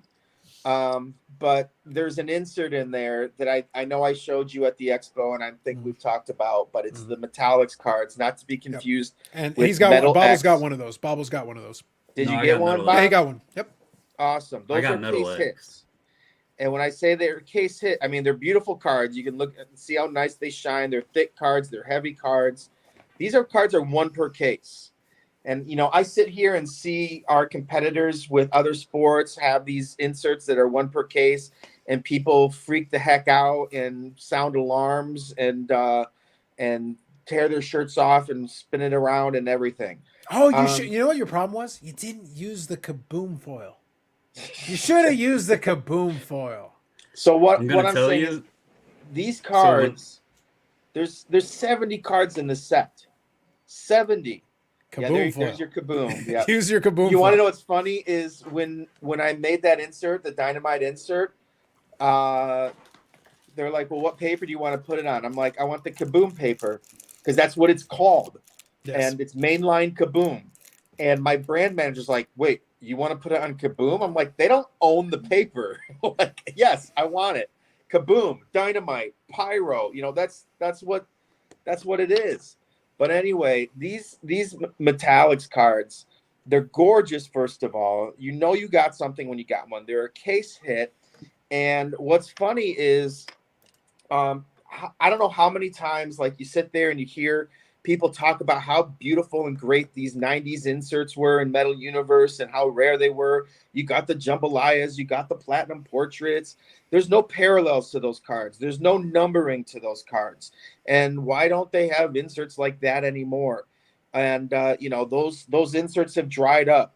People who have them want to keep them, or they sell for a big amount of money. I'm telling you right now, that's what this Metallics insert is. This is that insert. It's not numbered. There's no parallels. You have to buy 70 cases.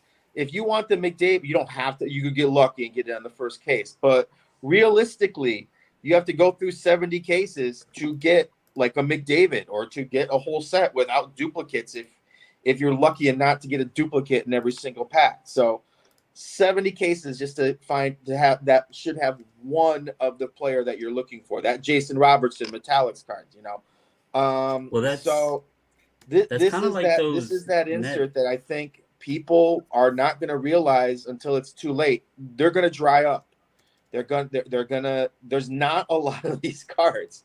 It's not like there's thousands and thousands of these cards, and so I'm not trying to convince. I'm not trying to pump cards up or anything like that. I'm just kind of giving you the background of these cards, why they were made, and how I feel they should be treated in the market from a standpoint of rarity and just a nice looking insert card. So now you know, Bobbles, kinda, you should immediately put it on eBay so that Eric can buy it from you for $47,000. I'm seeing some on eBay that I want to grab myself because I just think these cards will do well in the long run. I was excited until I realized I got David Pasternak. what a terrible hit.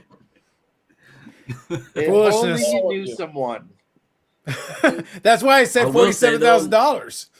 I will say though, he's right. You have something when you pull it because there was only 3 cards in the pack, and in Metal Universe, you're not expecting to pull like what are they 150 point? Yeah, I think they're 130 or 150 point. 130 would be standard. I expect to be 130. They're thick, yeah. I think they're 130. thicker cards. 120, 130 they have between some there. weight to them. So when I opened the pack up, I looked. I did set it aside because I was like, I know I have something here. I don't know what it is. And you're right. They're beautiful cards. It's David Pasternak though. Yeah, it Facts. it True. was a concept that we wanted to try to accomplish for a while, printing with like metallic paper and stuff, and with acrylic, and it wasn't happening. And then we ended up finding this like metallic film that we could add to as a laminate to a acetate, and we're like, let's try this. And I was all bummed out that I didn't get what I wanted, and then I saw the cards, and we're like, wow, these are absolutely gorgeous. So I stopped complaining really quick, and I'm really happy with how they turned out. And these will be a staple to Metal Universe cards in the future. So yeah, you might get your Britt Baker Metallics card in the future there, Carlos. Wow. There you go. There you go. As All long, right, look, guys, as long as I gotta get it in call my it specially marked tonight. box. Oh, Look, what was that? as long as I get it, look, Filmington is carefully monitoring this, so I want him to know. As long as I get it in my specially marked box, my influencer box, that's you can put influencer box on the outside just so there's clearly marked, and then that's fine. Gotcha. Anyway, I gotta go, guys. Thanks, and glad you're feeling a little better, Eric. I don't want you to feel completely better, I but understand. a little better. I feel you The should have heard mockery him. is better He was if like you're in crying. your game. He literally was like crying on our little chats. He's Yeah. like, I'm feeling so bad. That's like days in anyone and love why? me? Why was that different than normal? What are you even talking about? That's Oh, because it was worse than normal. yeah. That's because Amanda was giving me attention, and she was like, "How you doing?" She's like, "How you doing? You feeling better?" I don't think so. The All man right, has guys, have a good no night. dignity whatsoever. Have a good night, Billy. Take it We'll easy. talk to you. Talk See to you you later. later, buddy. Take it easy. Eric, as usual, has no dignity whatsoever. Not even a No. shred. Not even No. the smallest shred. Somebody showed some care and concern. I wasn't used to it. Well, you're not used to that. You're used to you're used to heinous mockery. Yeah, I didn't know how to react, so I was like, "No, I don't feel good at all." Funny enough, that will be followed by more heinous mockery. Yeah. Hey, Bubbles. The correct response after this is like, well, the mocking is yet to begin now. Huh.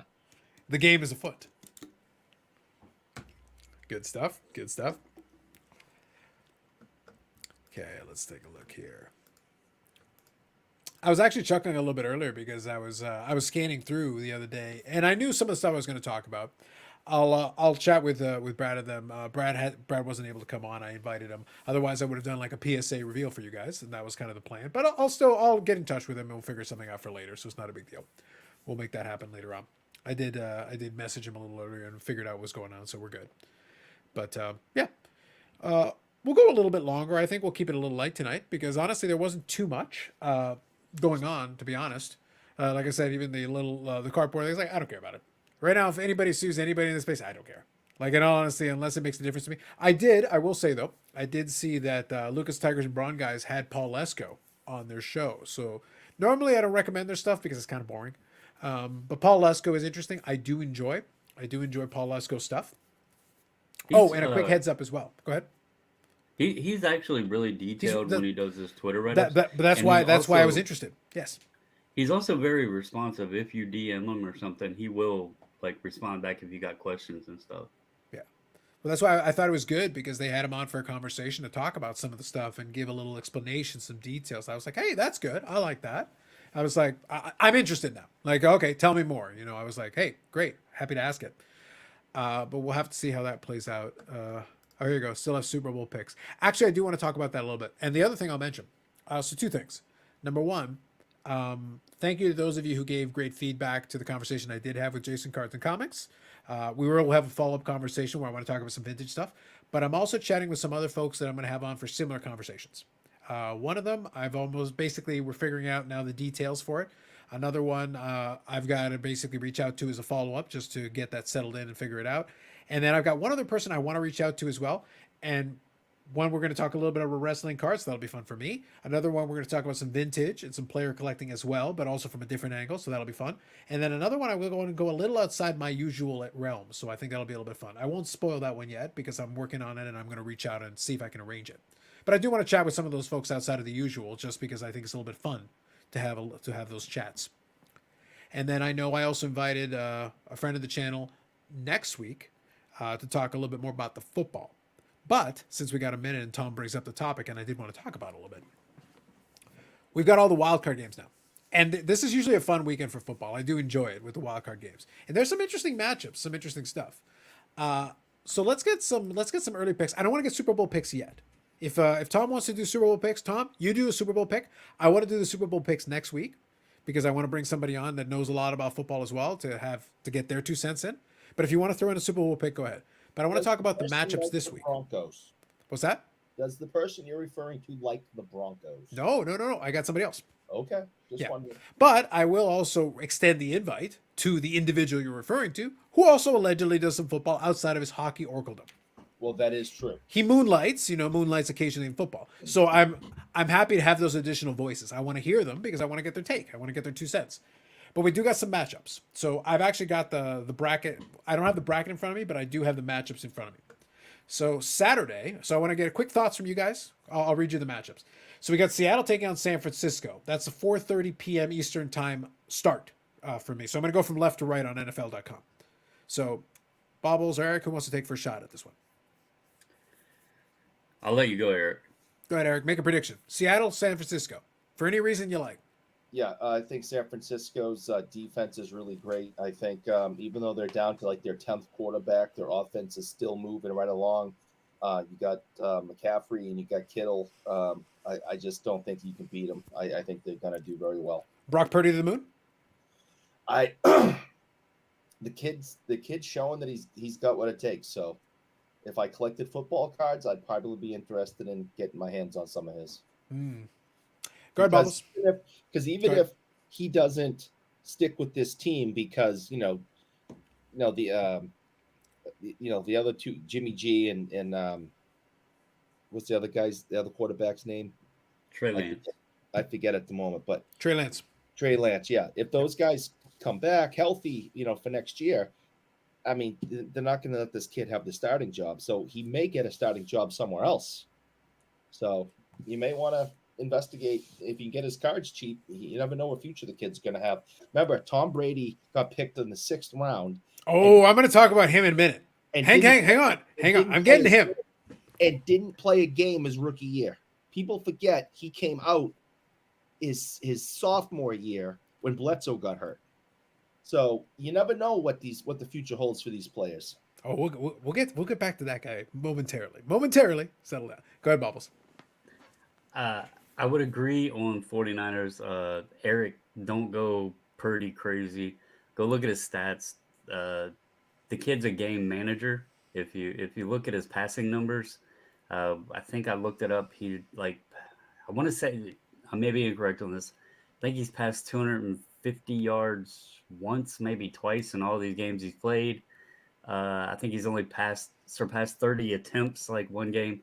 I'll give it to the Niners, but we'll slow down on Purdy a little bit. He's just managing these games. I didn't say he was a future Hall of Famer. I just said that you were mentioning him going to another team. You gotta have that team around you to manage. So there's a lot. I'll give it to him against quarterbacks because their quarterbacks completely suck. So if they get someone he's an upgrade for some of these teams that just their quarterbacks suck. Fair. So 49ers. I agree with the Brock Purdy super collecting Bobbles. Moving on. Next one. Interesting matchup just because of the younger guys involved in it. The Chargers, the formerly Superchargers, less super, taking on the Jacksonville Jaguars, the young upstart Jacksonville Jaguars. So you, Bobbles, first. What do you think? Is the game in Jacksonville, I believe? I believe, let me double check, but I believe it is. I think usually the second team is the home. I'll double check for you. Tia Bankfield.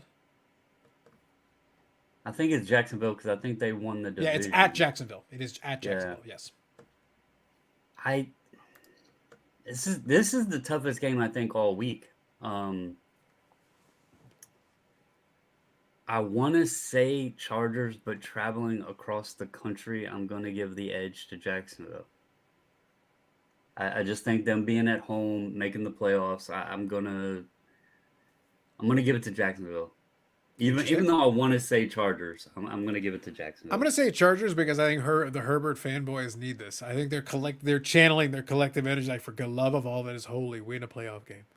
We need this. We need this. And the they are a potent offense. Like, we'll have to see what happens with that one. But I'll go with the Chargers then, just to have it. So go ahead, Brock Purdy Super Collector. I think those are two teams that are two ships passing in the night. I think the Chargers are going down and Jacksonville's coming up just about the same time. So I think Jacksonville is just things are starting to click right at the right time for them. So Trevor Lawrence to the moon. Should I make you Trevor Lawrence Super Collector? I think T-Law Super Collector? I think he may have gone to the moon many a month ago. Interesting. All right. That is He's a heading take. to Jupiter. I was like, we're going. All right.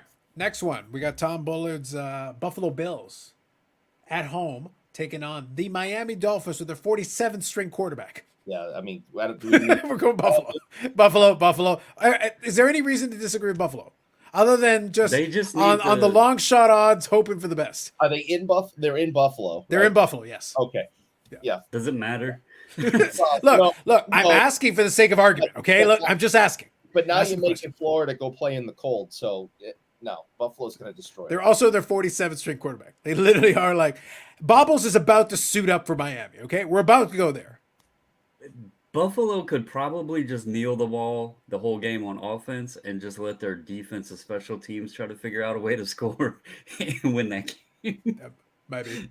All right, now the next one's kind of interesting for me because the Giants are trash. However, Minnesota's fraudulent. So we got the Minnesota Vikings taking on the New York Football Giants. This is interesting. This is intriguing. I'm intrigued. Bubbles, give this one a go. What do you think?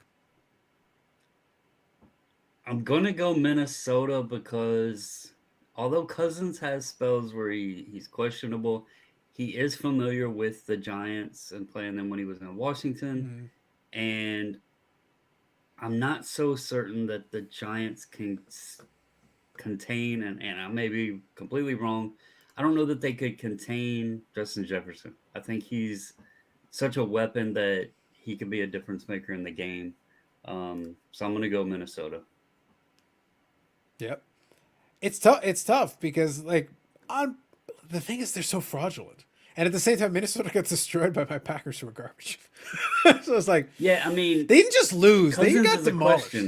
He's a question mark. Some days he looks great, and other days you're like, what the hell are you doing? So I have no faith in the Giants. The problem is I have no faith in Minnesota or the Giants. I'm like, can I go with neither?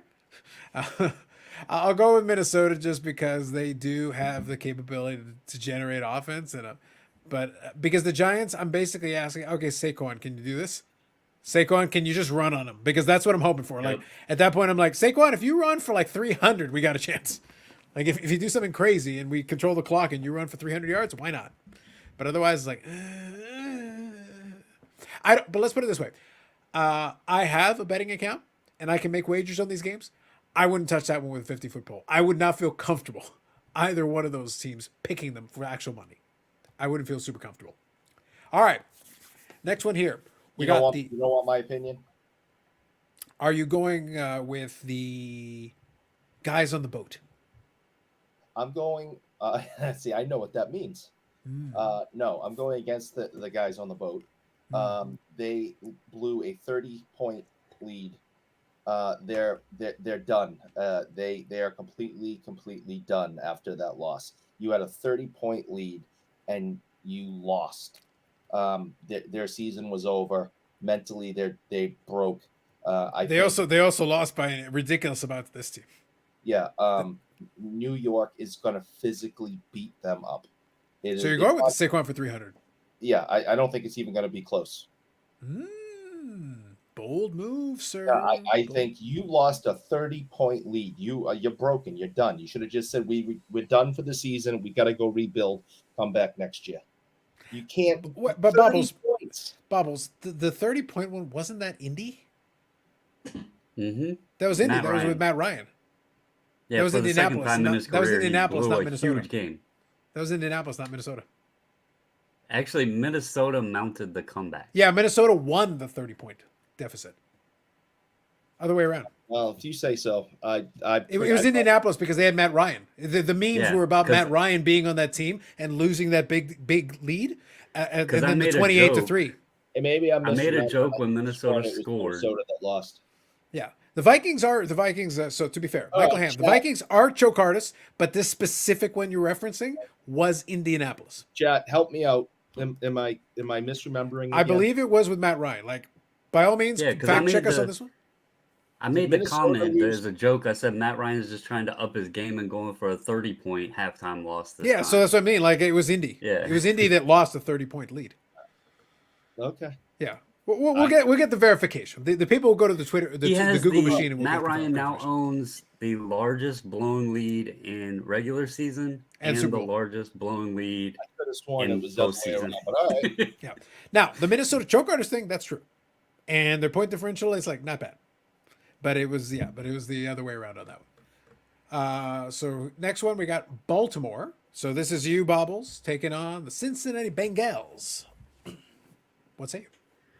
Cincinnati. Lamar posted. I don't know if people heard this yesterday. He posted on Twitter. He gave an update on his injury. He suffered a grade 2 PCL sprain, borderline of a grade 3. He still has inflammation around his knee. So, being that he gave that update yesterday, it does not sound like he's playing. And, Oh, he's not playing. although- 0%. He's not playing. Yeah, although that Cincinnati looked terrible last week, there's no reason they can't beat Baltimore, even though I'm a fan.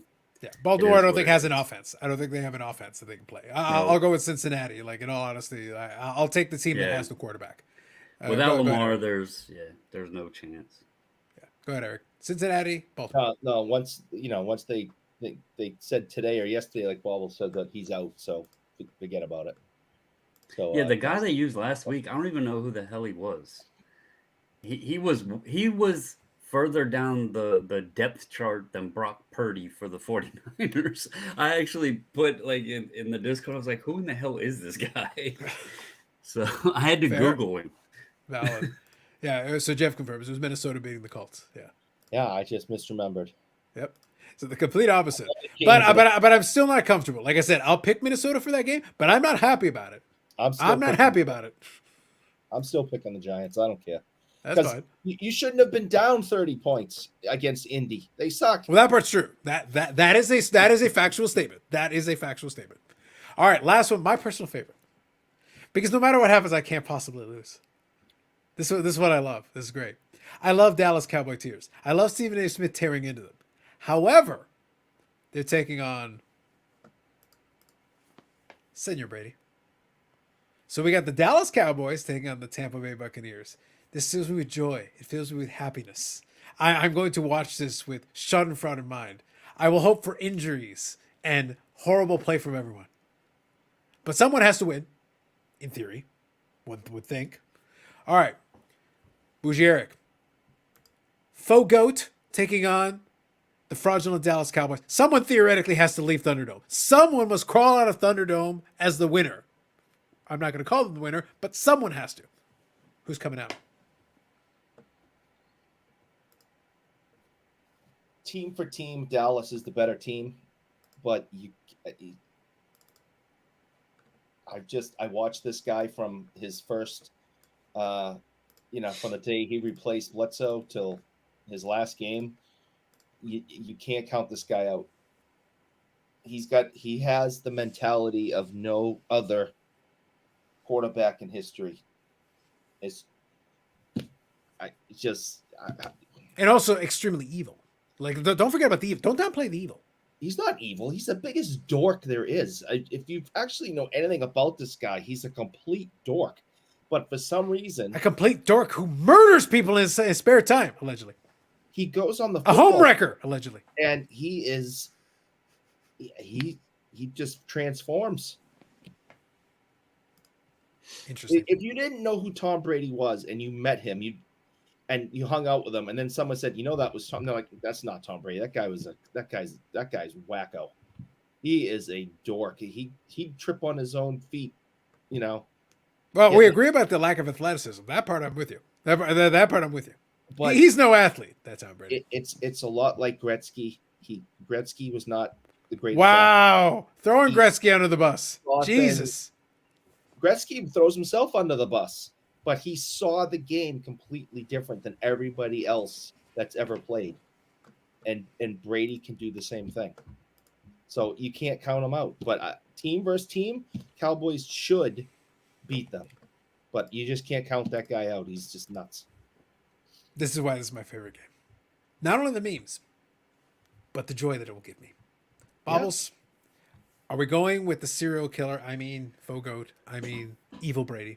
Or the Dallas Cowboys? Who is extending the pain for one more week before likely suffering a horrible fate next week?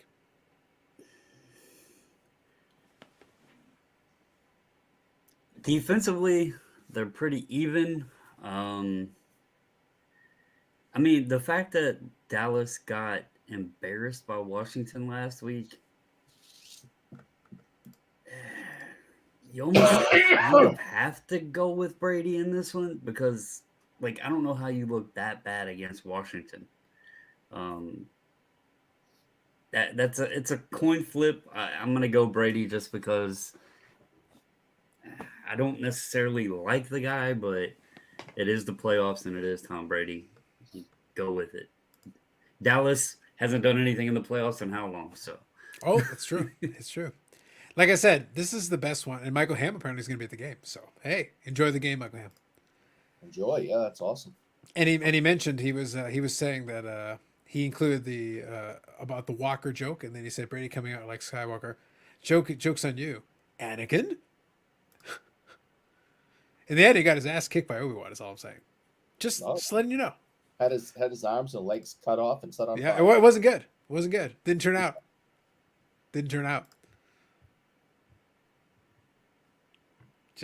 I think you're thinking the wrong one. Other way around. Like I said, he said Skywalker. He didn't say which one. Yeah. But we'll see. And I too will select the Tampa Bay Buccaneers because no matter what happens, I win. Either Tom Brady makes me money and I enjoy Dallas Cowboy tears, or he loses and I laugh. And then the Dallas Cowboys get to go to next week where I would be against them no matter who they're playing. It's going to be great. Cowboys should win. They should. But they are the Dallas Cowboys. You And just Lord knows. You can't count Tom Brady out. See? And he says now here, you're the Tom Brady of YouTube. So I'm a dork, but I'm the greatest YouTuber of all time. I don't know how to take that. Well, as you say, what he's saying is you're a cheater. Oh, okay. I know. Your accomplishments are illegitimate. Oh, okay. Now I understand. Debatable at best. Okay. Your entire career is a fraud. One series of frauds after another. I can go with that. That's fine. Darth TB12, yes. Yes, indeed, Tom. Yes, indeed. Cowboys need a jumpstart rebuilding next year. Like it. We need All to get rid of Elliott. Yep. I think we're going to start winding her down here shortly. However, Michael Ham, I like, though, that you're going to the game. That actually is music to me. I can actually have a little bit of fun with this. Do you want to come on for like 10 minutes or 5 minutes and just talk about this one? Because now I've gone through the games. And you can also give your other picks for the other ones if you want to. Your call. You just let me know if you'd like to. It's not going to be for too long. Go ahead. Can I just say, if we're right on our picks, it's going to lead to even better matchups in the next round. It would. I agree with that.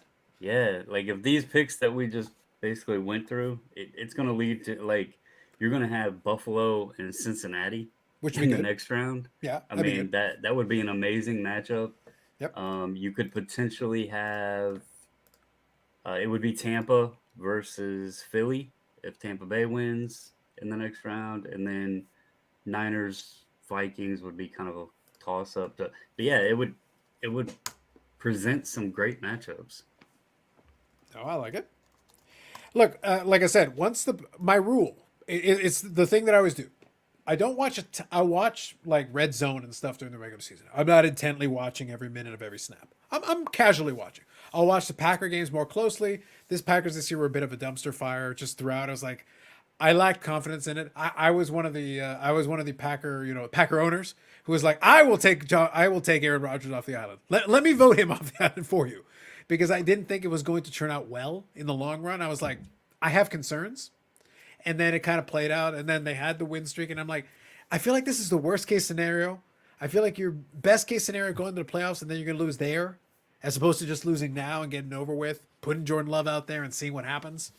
And now you've got the problem where, like, unless Aaron Rodgers just decides to get on a juice cleanse that causes him to decide that $60 million doesn't mean anything to him. I don't think it's exactly 60. I think it's 50 and change, but still a lot of money. Unless he decides to do that, he's going to come back. And are you really any better off? Because I think the word is they want to extend Jordan Love and pick up the 5-year option. It's like, but what tape do you have of Jordan Love in anything meaningful? Like any real snaps? So it's like, you got a quarterback, you don't know what he's going to be able to do. You got another quarterback who regressed, and some of it may have to do with the team around him. Some of it may have to do with he's in his own head. Aaron Rodgers is a great thrower of the football, and if he's at his best, it's poetry, it's art. But sometimes he'll just throw stuff around, and it'll be like, whatever, I don't care. Like towards the end of the game, he was like, I'll just chuck it up. Well, Brett Favre can do that. He can do that now. I don't need you for that. That's kind of the point, is that you're the guy who doesn't do that normally. So it's like, all right. That's why I say, like, I wasn't too excited. Back-to-back MVPs coming to the season, I understood their thought process, but I'm like, I don't think they're that good. My Bills got to get through Cincinnati and KC to make the Super Bowl, so it'll be a tough road. It'll be home in Atlanta neutral field, but still brutal just to get there. Yeah, we'll see. Like, look, I'm rooting personally. Like I said, after the Packers are done, I'm rooting for best matchups. I really am only rooting for two things. I want to see the Cowboys lose because I want to see the Stephen A. Smith rant, because that will amuse me. It's a tradition unlike any other, like the Masters. It's one of the great joys of my time. Hold on, here it is. And secondly, I root against Tom Brady. That's it. Other than that, I don't care who wins. I'm good with whatever. I don't care. Any other scenario. All the rest of y'all, have at it. Amuse me. That's all I ask. Just amuse me. Well, I know if the Ravens win, it would be luck, and the Steelers aren't in it, so. But all I'm saying is that I want disaster. Like, look, if my team can't be in it, I want chaos. I want ardent chaos across the board. I don't care who wins after that. Miami to the Super Bowl. Let's do it. With their 47-string quarterback, the water boy will lead them to the Super Bowl. Let's do it. I'm good with it. Sounds great. Let's have it. Brutal for Green Bay, garbage half season, go to run to almost lose it. Lions missing out, yeah. The fact that they went on a run to lose it to the Lions was like the most appropriate ending to the season they could have been. I was just sitting there like, you should beat the Lions. They're the Lions. I went to Detroit and mocked them there. It was one of the most wonderful things, just going there and understanding, like, you're still the Detroit Lions. But this year it's like, nah. This year it doesn't matter. Like, it could have been the Detroit Lions. It could have been somebody else. I would have been like 50-50 on them winning that. It was a win and you're in. They had their fate in their own hands. All they had to do was win the one game. And they couldn't execute for that. I was like, all right. Guess that's how we're going to do it. And now you go into a season completely uncertain about what happens next. It's like, so you got the 40-year-old quarterback. Interesting. Is he going to get any better between this year and last year? Doubtful. Can you fix anything else? You're in cap hell. Doubtful. And you don't know if the young quarterback can do anything. And you're not necessarily going to start him at the beginning if Rodgers is there. Jordan Love isn't starting. So when are you going to figure out if he's any good or not? If Rodgers comes back, you may see them, say, okay, we got one more shot at this. They can trade, because of the cap and all that, they can maybe trade Love, some other players, get, the wide receivers and other things that Rodgers wants to make one last run. And teams have made dumber moves and threw away their future for the present. So, you never know. Yeah, I think they did set themselves up for long-term failure. Michael Ham, if you're I good, heard they were going to trade Rodgers and I'm good. Sir, good Rodgers evening. How are and you? Love for Purdy. How y'all doing today? Good. We're right in your wheelhouse. All right, sell me on the faux goat, the fake, the fraud. that is Thomas, Patrick, Edward, Beavis, Butthead, Larry, Davis, Brady? Explain. Well, see, I see all the interviews that he does, and he's just so condescending to everybody. And basically, last week there's a clip, you can go watch it. A guy had asked him a question. He's like, I won't even dignify that with an answer, and it was just him being smug. Yes. And he just. By the way, knows I he appreciate can smugness, and yet he's my mortal nemesis. I know, but he demands respect to the point that it's his decision to decide what is his choice to be respectful. It's just things I've noticed with him. He just basically, especially here, we let him call his own shots. Like, I am almost to the point, like, if he stays here next year and Sean Payton comes here, whatever they're going to do, they're going to have to give him part of the team. Because at the end of the day, that's what he wants. He wants some ownership.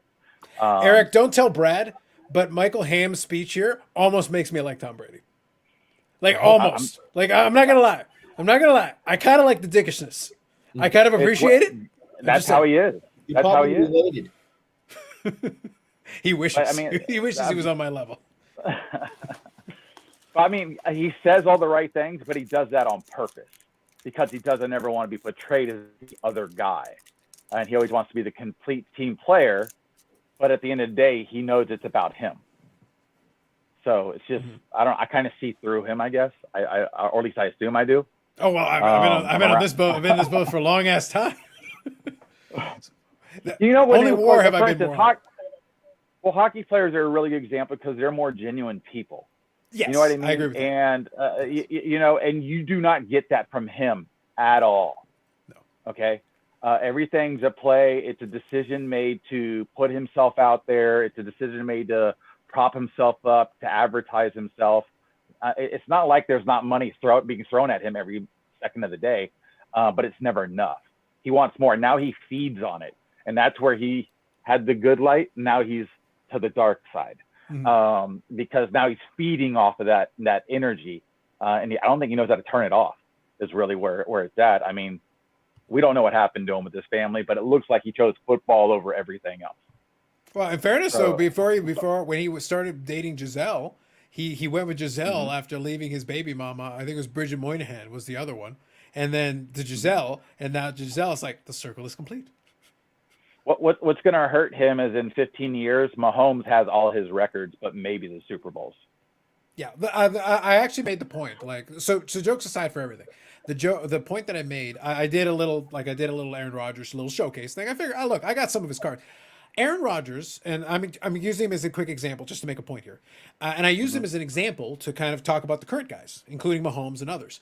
But the point that I made is that I enjoy Aaron Rodgers when he's at his best and he's like working with the players, and like when he was with Jordy Nelson and they had a lot of stuff, it was poetry because the guy was so good and he could hit so many throws. I make fun of Tom Brady. Like, look, Tom Brady is very good, but he's not the athlete and he doesn't have the arm and the accuracy of some of these other guys. But he has maximized whatever he has. He is like 99% of his maximum capability, whatever that is. Respect for him for that. Aaron Rodgers is one of those guys that's frustrating because I'm like, I feel like I got 75% of your capability. Like you've got more. I believe if it had been harnessed correctly, there was more in you that could have been harnessed, and we never got to see it. But I saw flashes of it. The interesting thing with Brady, which really makes him so great, is he's done so much with so little real talent. Okay? He's only as good as his team around him. And he's always taken the lesser pay to make sure he gets better players. So he's smart enough to know I'm only this good, but I need these pieces to make me better. Well, that's right. The complementary pieces were correct. The argument, like this is a Skip Bayless thing where he always argued about the top end talent. I was like, it's not about the top end talent. It's about having the right ingredients to make the meal. You need the right ingredients. Otherwise, I don't care if it's not the top end. I'd rather get the knockoff brand and be able to afford to complete the meal and actually have the full thing. It's a team sport, but I mean, like this year, our line was desecrated, and getting Jensen back, because as soon as we lost him, we immediately lost 40% of our offensive line, literally, like overnight. And the way that they played completely changed when you didn't have that general on the line, because we all know it's one in the trenches at the end of the day. Yes, you know, either you give the quarterback time or you take it away. That's how you win games. And he lost that guy that made those decisions in front of him. And now he's trying to make those decisions for the guy hiking the ball. That's part of the problem. So getting him back, we might all of a sudden be a 40% better team, literally overnight. Sure. Just because of that one player. I can buy that. No, and I think that's reason. Look, when I'm having a more serious conversation, I'm willing to give the guy his credit where I think it's deserved. Will has the right idea. Brady's greatest weapon is his mind. At this point, yes. Yeah. But it also helped that he was able to harness it under the perfect. He was the right guy at the right place with the right coach in the right time, and the coach put the right pieces. Eventually, obviously, they broke that up. But then he also went to a team with premium talent. The Tampa Bay team that he won a Super Bowl with had premium talent. It's not like he went to this garbage franchise and suddenly resurrected. It's like he can't do that. But with the right pieces in place, he understands, okay, I've actually got the right talent. Okay, I can work with this. I can get Antonio Brown not to light himself on fire for just long enough to squeeze what's left out of this. And he did. And it worked. And congratulations and more power to him. But it's not, like I said, I contrast him with Aaron Rodgers. It's like he did things. He's a diva too. Like, so was Favre before him. Like, they're all out of their goddamn minds. They're all nuts for different reasons. But you kind of don't enjoy with Aaron Rodgers, though, because he's like, I don't care about your juice cleanses. All I ask you to do is just try a little bit harder at certain times. Just deal with some of the stuff working. The problem is when he was at his best, the defenses were garbage. Like, his defenses were consistently, like, in the bottom half of the league. And it's like, if the defense had been adequate, these teams should have been dominant. Like, there was really good teams for many years where it's like, they got to the NFC Championship. Why did they lose in the NFC Championship? Their defense is shit. Their special teams is shit. The offense has to do everything, and if he doesn't put up 40, you lose. So it's like, well, you're not going to win like that all the time against a better team, against a better caliber of team. The thing that's interesting with Aaron Rodgers, he's always made the team better around him. For most of his career, like, he can make a he can make a guy a perennial wide receiver, and as soon as the guy leaves, then he's garbage elsewhere. So, I mean, and he makes just some of the craziest on-target throws down the field that I've ever seen. I mean, from an arm standpoint, he's always been one league. Yeah, and that's why it's always going to be frustrating. So when I gave that an example with all that, is that he's frustrating as a player to me to watch, because I'll see this talent and go like, this is transcendent talent. It's truly great talent. But at the end of the day, it's going to end up being one Super Bowl. That's it.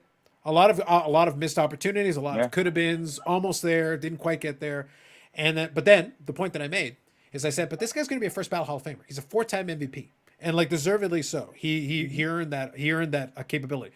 But then I go look at these young guys, and the point that I made with him is like, I feel like he's overpriced relative to a lot of these things. Then I brought it to the current guys, and I say, Patrick Mahomes is amazing. He does a lot of great things that remind me a lot of amazing arm talent as well, and a lot of it.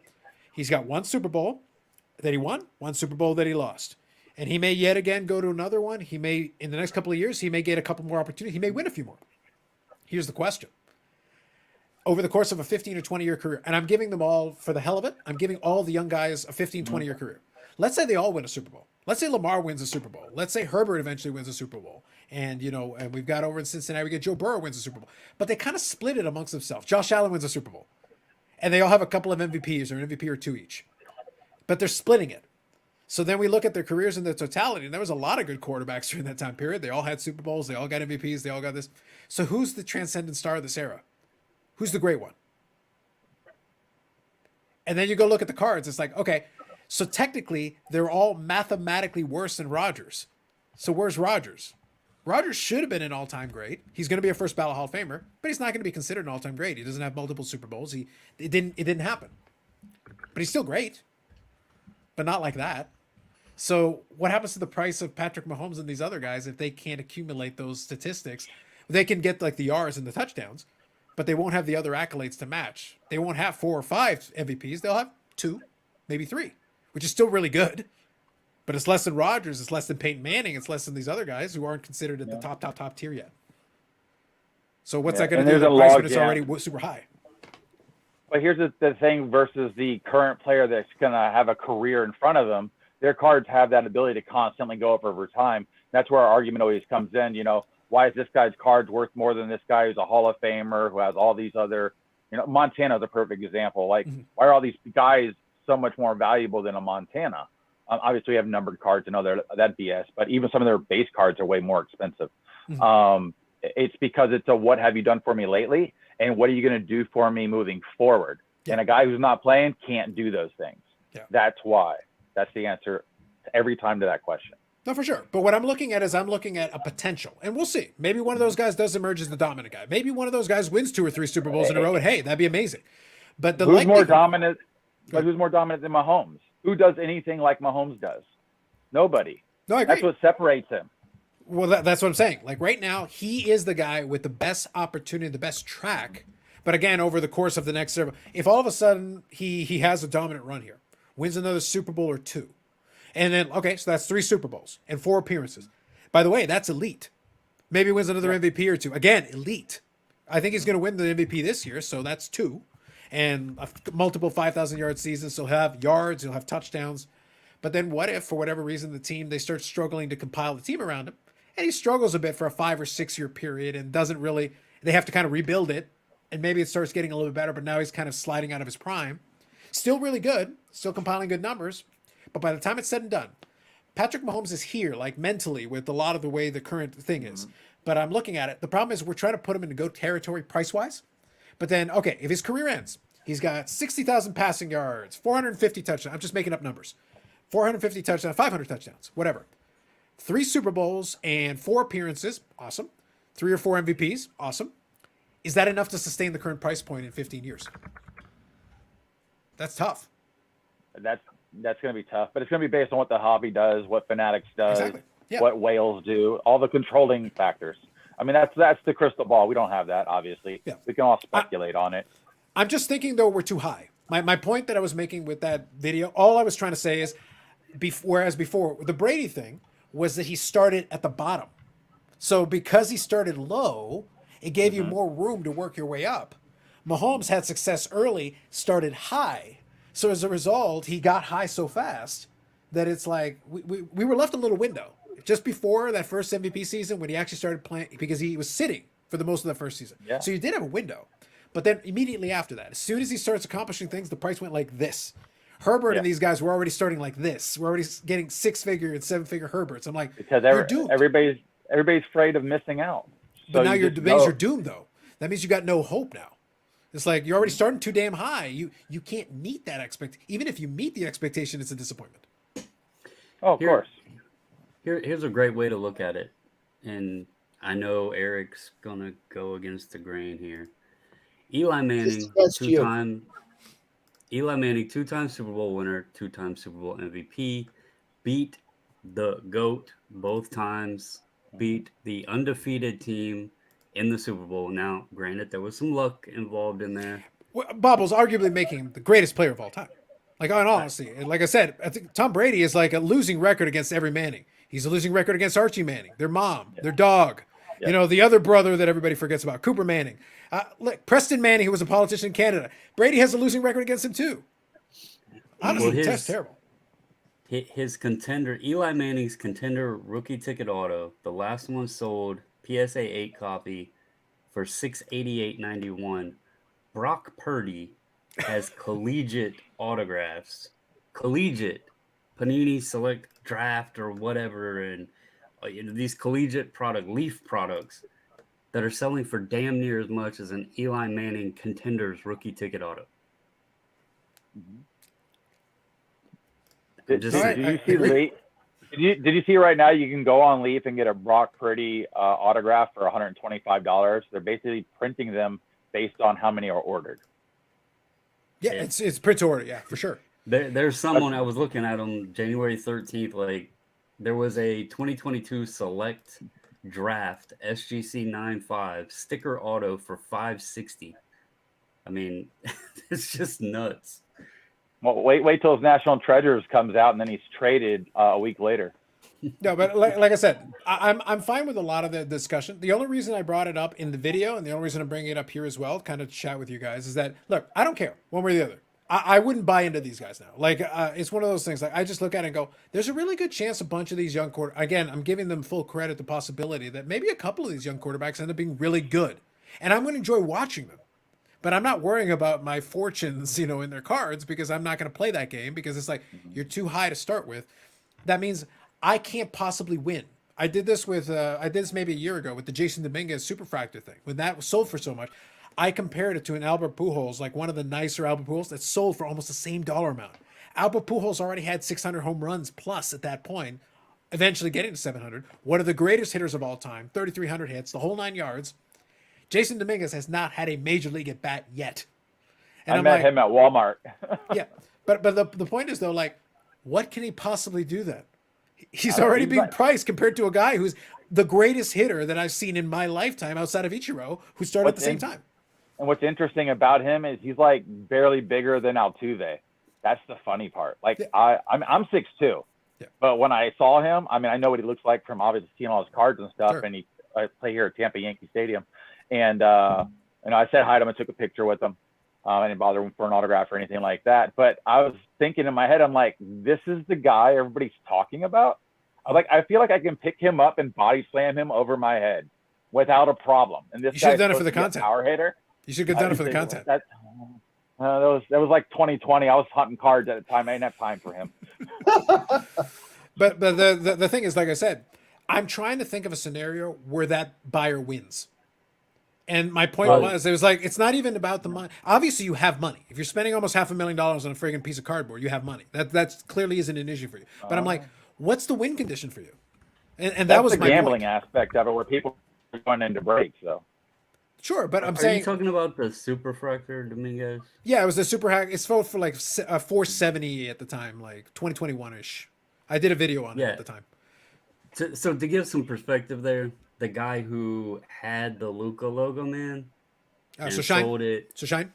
Shine's the one that bought the Dominguez. Yeah. So there's his W. That's a free card now off the Luca. No, and that's. But look, on the Luca one, it worked out for him. On the Luca one, he bought it for $400K, sold it for 4 point whatever million, bought it back for $3 million, and pocketed $1 million. So the point though is that the Jason Dominguez, I'm calling it an L, because there's almost no scenario where you can win. Like, you've lost. Like, if you're buying it at that price point, my point is, if you buy, it's like saying a piece of real estate. You buy a piece of real estate that's worth $1 million, but you paid $995,000. It's like, yeah, it's $1 million. You're not winning. Oh, but I got to renovate. It's like, so now you're over $1 million. Now you're losing. You can't win. You're already starting too high. And that was the problem with a lot of these guys. Like, look, if Jason Dominguez even if he turns out to be great, it's still a disappointment. You'd still lose money on the sale. Who's going to give you $470,000 for it? Even if he's a 500 home run hitter, even if he wins 3 or 4 World Series with the Yankees, you're still losing. No, some Yankee fan with a lot of money will buy it just to have it. Well, you're going to have to find the one guy, because that's the problem. Is like, you could probably get it cheaper, or you could be able to get a bunch of other 1-of-1s for him, because there's going to be more 1-of-1s by that point. Like, it's not even his rookie 1-of-1. So I mean, like, you're setting yourself up for an L even before you even started. It's like, I hope you like it. He has the Michael Hands down in Tampa. He has the Wander Superfractor as well. Oh, for sure. And yeah, he's got Justin Herbert, NFL Shields, the Luca logo man's obviously, Lamar Black Finite Prism, Trey Young Black. Like, the dude's got millions and millions in cards. So Ham, you're one body slam away from completely screwing this whole plan. Again, for the content. For the content. I like it. But yeah, that was the only point I was making with that. My only point was that it again, this is not investment advice for anybody, but it's common sense. It's like, if you start too damn high, what's your win condition? That's the question I ask. Simple question. What is your win condition if you start so damn high? If you're going to gamble, then gamble. But then gambling means start low, and it's long odds anyway. And if it hits, it hits. If it doesn't, you mitigated your risk. But if you started like this, it's like, yeah, it's a scratch and win ticket. Okay, how much was a scratch and win ticket? $1,000. What can you win? $1,200. Wait, you mean the maximum I could do is barely win? Even if I win, I lose. Most of the time, I'm going to lose. But even if I win, I barely won. That sucks. Yeah.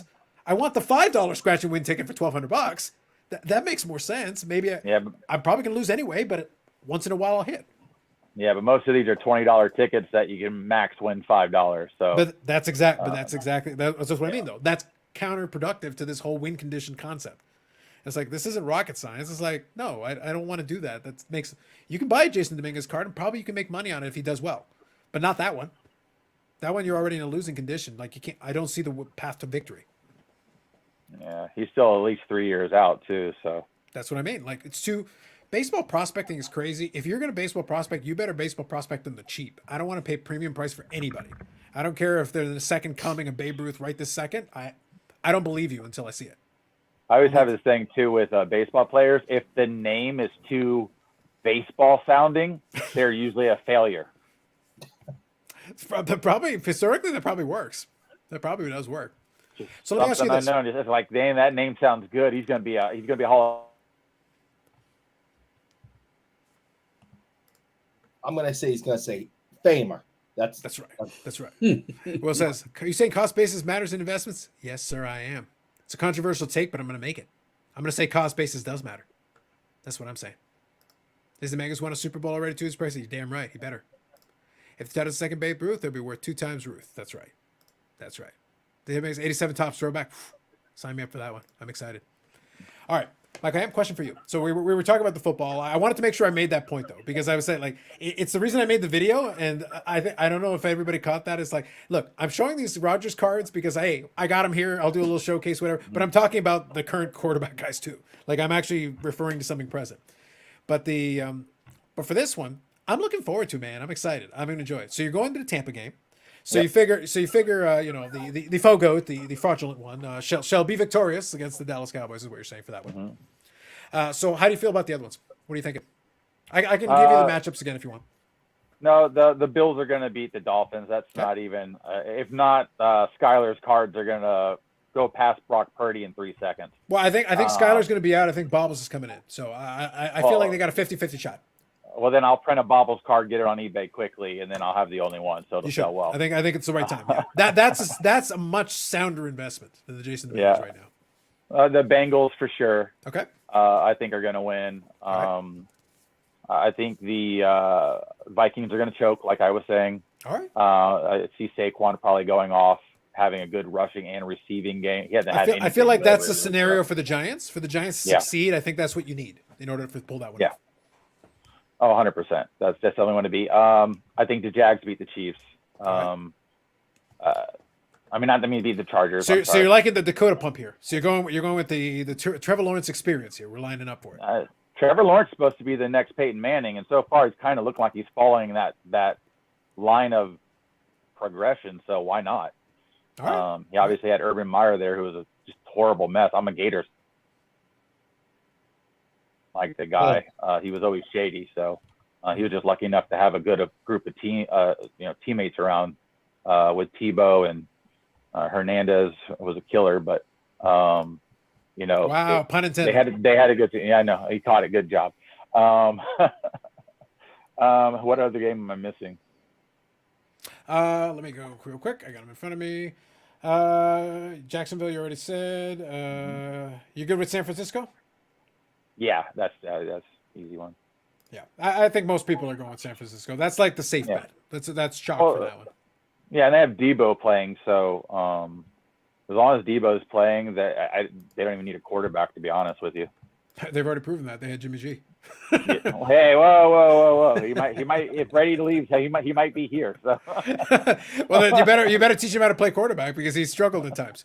Not like he's not terrible, but sometimes it's like, dude, what are you doing? Come on. Well, he's made of glass, unfortunately. But other than that, I like the way he plays most days. But I'm saying, like, look, he's one of those guys where, like, I don't mind him. Look, I like to poke fun at him. It's fun to poke fun at him.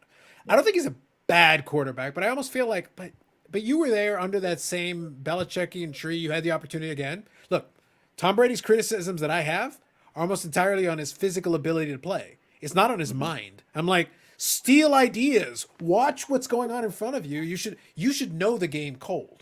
Between the two guys there that you were dealing with for that period of time, you should be a coach, basically, right? On the sideline and behind the line, be able to call the game yourself almost perfectly, because they've forgotten more about football than you know. So you should be able to master your craft. I just don't know if he 100% took in all the lessons, because I'm like, he should be even better than he is then, because I think he's got some physical tools. I think he can do certain things. It's like, but I'm not completely convinced if this is right up to that same level. Oh, he's a flake. They say he'll go weeks without using a phone, answering his phone. They don't even know where he's at. They just assume he'll show up eventually. So you say he should join with Aaron Rodgers on the juice cleanse, the peyote, retreat thing, whatever.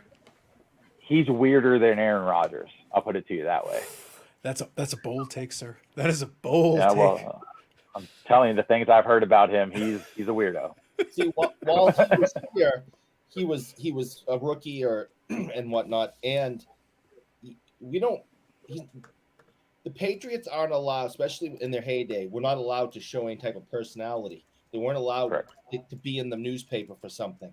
So we really had no idea what these guys were all about and what they're really like because they were locked down. So you find out more about them after they leave and they go to other teams and finally get a chance to be themselves and talk and let their hair down. But when he was here, no one knew two things about him except what you saw on Sundays. That's it. The Belichick rule. Yeah, it's true. You know, I've been here longer than Bill Belichick, and I'm telling you, once that guy showed up, there was a padlock put on the locker room, and you haven't heard anything since.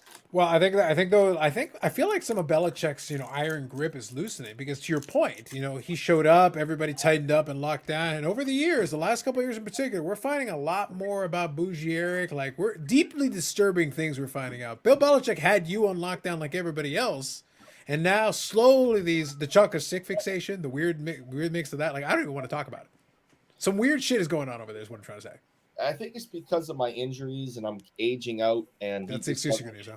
He doesn't care about me the way he used to. So literally, no one cares about you. My own mother comes on the show and says, "I am a disappointment to her."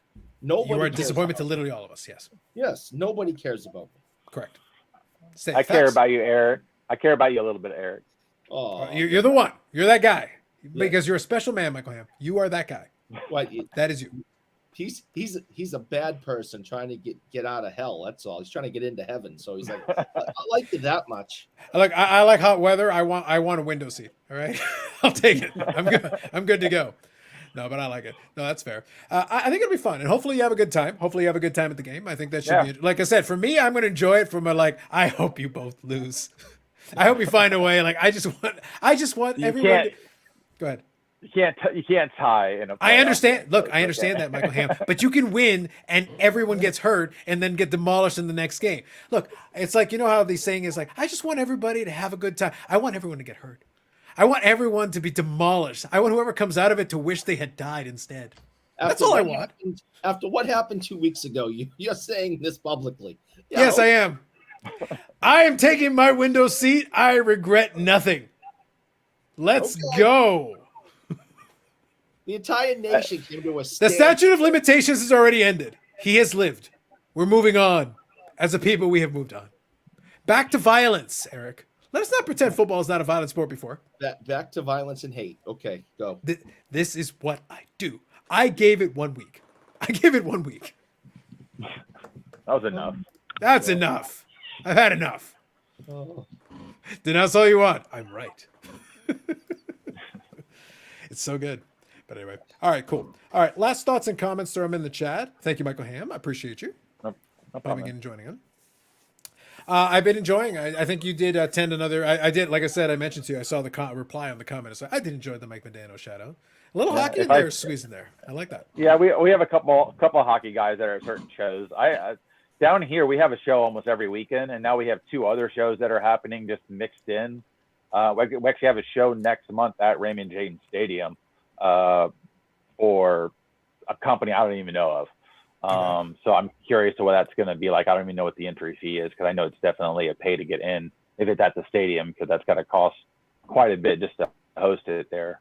That's the first one we had there. But other than that, I always have 3 to 4 shows a month minimum. Does the inventory rotate much for you? I'm just curious. I know I've watched some of the episodes that you've done, some of the videos, but is it rotating consistently or is it like a lot of the same stuff? I'll give him a minute to unfreeze. Have a good night, Paul. Take her easy. So just my question to you was just, does the inventory rotate a lot or is it fairly consistent, same stuff or a little bit of rotation? What does it look like? It's a little bit of rotation. The first thing I do when I walk into a show is I look for anybody I haven't seen before just because I see everybody all the time. There's certain guys that do one show, they don't do the other show, and some of that's just political behind the scenes who's their friends, which is fine. But like when I do my slow roll of showcases, I literally only look for things I haven't seen And it's to the point I've seen so many cases of the same guys, I can tell they're not moving any inventory. Like I almost feel like you just come here to hang out with everybody and just have a table. And if you sell something, fine. If you don't, you don't care. Right. Honestly, that's how it feels sometimes. Because I've had guys, they're like, why aren't you videotaping my case? I go, nothing's changed. It was on last week. Do you ever notice that the cards are literally in the same spot in the case? That's my recommendation to a bunch of them. Move the damn card around. Like, if you're going to leave it in there like that, you might as well glue it down because you're not selling it. No, yeah, it's crazy. You go to this, they're at the same table. They got this everything, the order in which they have their cases and anything else that they're selling, and the cards are in the exact same spot. It's like, drives me nuts. It makes no sense to me. That, or one guy will have like every card's $1,000 in one case. Like, they have nothing reasonable, and everything's overpriced, and they're not kind of come down because they keep talking themselves up about it, and they're not willing to see what the market's doing. I mean, last week I made an offer on 2 cards, both at market price, like what they're selling for on eBay, and they wouldn't even meet me at that. Right. So I'm like, I'm willing to buy it for you at like with shipping included, and you're not willing to take it. Like, there's a problem. Yeah. I think it makes sense. And that, but that's my only concern with like consistent smaller shows. If you see the same people all the time and they refuse to rotate any of the inventory, that's always something I worry about with those smaller shows. Now, that's not across the board. There are some guys who will definitely move stuff, and they understand the game. They're like, hey, if I have fresh inventory, then people will come to me right away because they're interested in seeing what I have because it's fresh. It's not the same stuff every single time out. But there are some other guys who's like, I'm just here to have a good time. It's like, well, fine, then have a good time. But you're not going to sell that much if that's all you're doing. It's like, no, from time to time, you got to buy, sell, trade, do something to mix it up a little bit. Yeah. Yeah. But like I said, there was some good stuff I did see from those videos. I saw there were some folks that had some nice stuff, whether it moves or not, like pretty nice stuff overall. Yeah. Mike, were you hearing when you were trying to buy those cards and they wouldn't budge, even though you were showing them what they were going for? Yep. Did they give the excuse, which is, I think, over the last 2 years, I've heard it more than ever before. I can't sell them that I have too much into them. Yeah. That's not my problem that you've got, you bought these things at $5,000 during the boom, and now they're only worth 500. That's not my problem. I'm not. I've watched cards that keep coming down, and they're already lower than what I offered them prior, like a few months ago. And I won't even give them that much because it keeps coming down, and they're literally catching a falling knife every week, and they just won't get out of their own way. Yeah. Go ahead, Bubbles. I was just going to say, I heard a rumor. There's been a few different folks talking about it. I heard that like the bottom is near and things are going to start going back up. So maybe I got that from a credible source. Yes, I did. Like, maybe that's why they're not taking highly respected in the community. They know. No one has a bad word to say about them. It's very true, but they're only talking about like 5% of cards. Well, that's the thing. Like, look, he's an easy guy to make fun of, but it's one of those. Why would you even call that?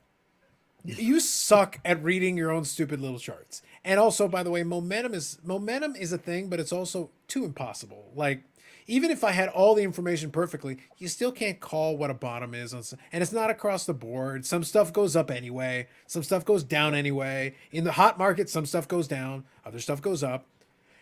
Don't even bother. Just stick to your top 5, whatever nonsense, and go to a card show and have a very nice vlog. That's all you need to do, and you'll get views. You'll be fine. You can think of it as the top 5 is the same thing as ESPN's top 10 plays of the week. Yeah. That's basically what it is. Yeah, you're just saying what already happened, which is fine, by the way. That's fine. It doesn't mean it. By the way, people got confused about this with the Beckett hot list back in the day. That doesn't mean shit. That just meant what was hot last month. That's all. People took it as this thing. Yeah, but Beckett, you had to wait 30 days before to see what happened again. So you had a much longer period of time to be concerned with it. Yeah, but the thing is, it was still the same concept, though. Conceptually, it was the same idea. It's like it was telling you about the past. It wasn't telling you about the present. The guy could have just broke his leg in the last game, but it went to print, and he was on the hot list. Well, he's not going to be on the hot list now. Who's going to buy it? The hot list didn't even mean that it was like necessarily going up either. It was just that those were. Oh, but we had people that tried to interpret it that way. I remember people having this discuss. That's my point. My point is people use the up arrows, and the hot list is like, it means it went up from last time. And that means still going. Yeah. yeah, but that's the argument they try to make. It's like, that is not Okay. correct. That is not what that means. At the end of the day, they're trying to sell stuff to make money, so that's a selling point. Well, exactly. Which again I can live with, but again it's bad information being pervaded. We talked about that earlier tonight. It's like, what about all these influencers and whatever? It's like, guys, it's the same people who listened to that back in the day and misinterpreted it. They took one data point and just ran with it. Yeah. They didn't bother to look around. It's like, oh, but it's going up. It's like, literally, that guy just broke his leg in the last game. He will be out for. I'm getting ready to list all my comments because they should be $1 at any moment.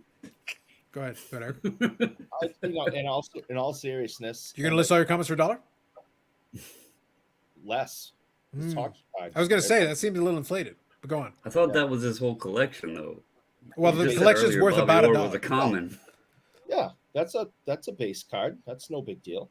Well, look, my best offer is $1 Canadian, so that's like 1/1000th of a cent. There you go. You got that one? You got that one? I do have that one, yes. But those are nice cards. It's like a canvas. It's got like a little texture to it. It's a nice card actually. Cool. Pacific did some good stuff with that back in the day. So, just to back up, I know, and this is kind of similar to what I was saying, a year ago. I can tell you when we will hit bottom and it will turn around and start heading back up. I will tell you exactly when. This time it's not a date like I did last year, but when gas prices get under $2.50, that is when the fall will stop, and you'll start seeing it going back up, because that controls everything. That controls how much your groceries are. That controls how much your lumber is. That controls absolutely everything. And when to a point, you're. I just want to make a quick point though. A lot of people talk about that, and you're not wrong. I know, but it kind of only works one way. When it goes up, your groceries go up, your lumber goes up, whatever. When it goes down, it'll go down. It's like, oh, gasoline is now 50% off. Okay, how much are your groceries? 10% off. I understand. It's a lot slower on the decline than it is right. with the commodity price that is associated. You're right, but most people will put gas in their tank more often than they go to the grocery store every week. I understand. All I'm saying though is that a lot of people think it's an instantaneous thing. No, like I don't care if the gas prices drops 90% tomorrow. Your groceries will not drop 90% tomorrow. It takes a while, but I'm telling you, And it'll never go all the way down to the bottom. It'll stay a little higher than it was before. you are 100% correct. We are on the same page. Yes. That is when the card market will turn around. So you watch your gas stations, and when you see 249, Is this regular, mid-grade, premium, diesel? Are we talking bougie unleaded? Super duper bougie? I use premium, so I mean, well, it's because you're bougier than me. You're bougie baubles. Are you suggesting someone's bougier than you? Yes, bougie baubles. Look, man, you're out there using rocket fuel. When you look at those numbers, those are actually euros. It's not $2.49. It's 249 euros per gallon. Yeah, but that's for me. I'm talking about normal. That's what I'm getting at. That's my point. Yeah. So I'm telling you, I listen. Everything I said in January came true. I'm telling you again.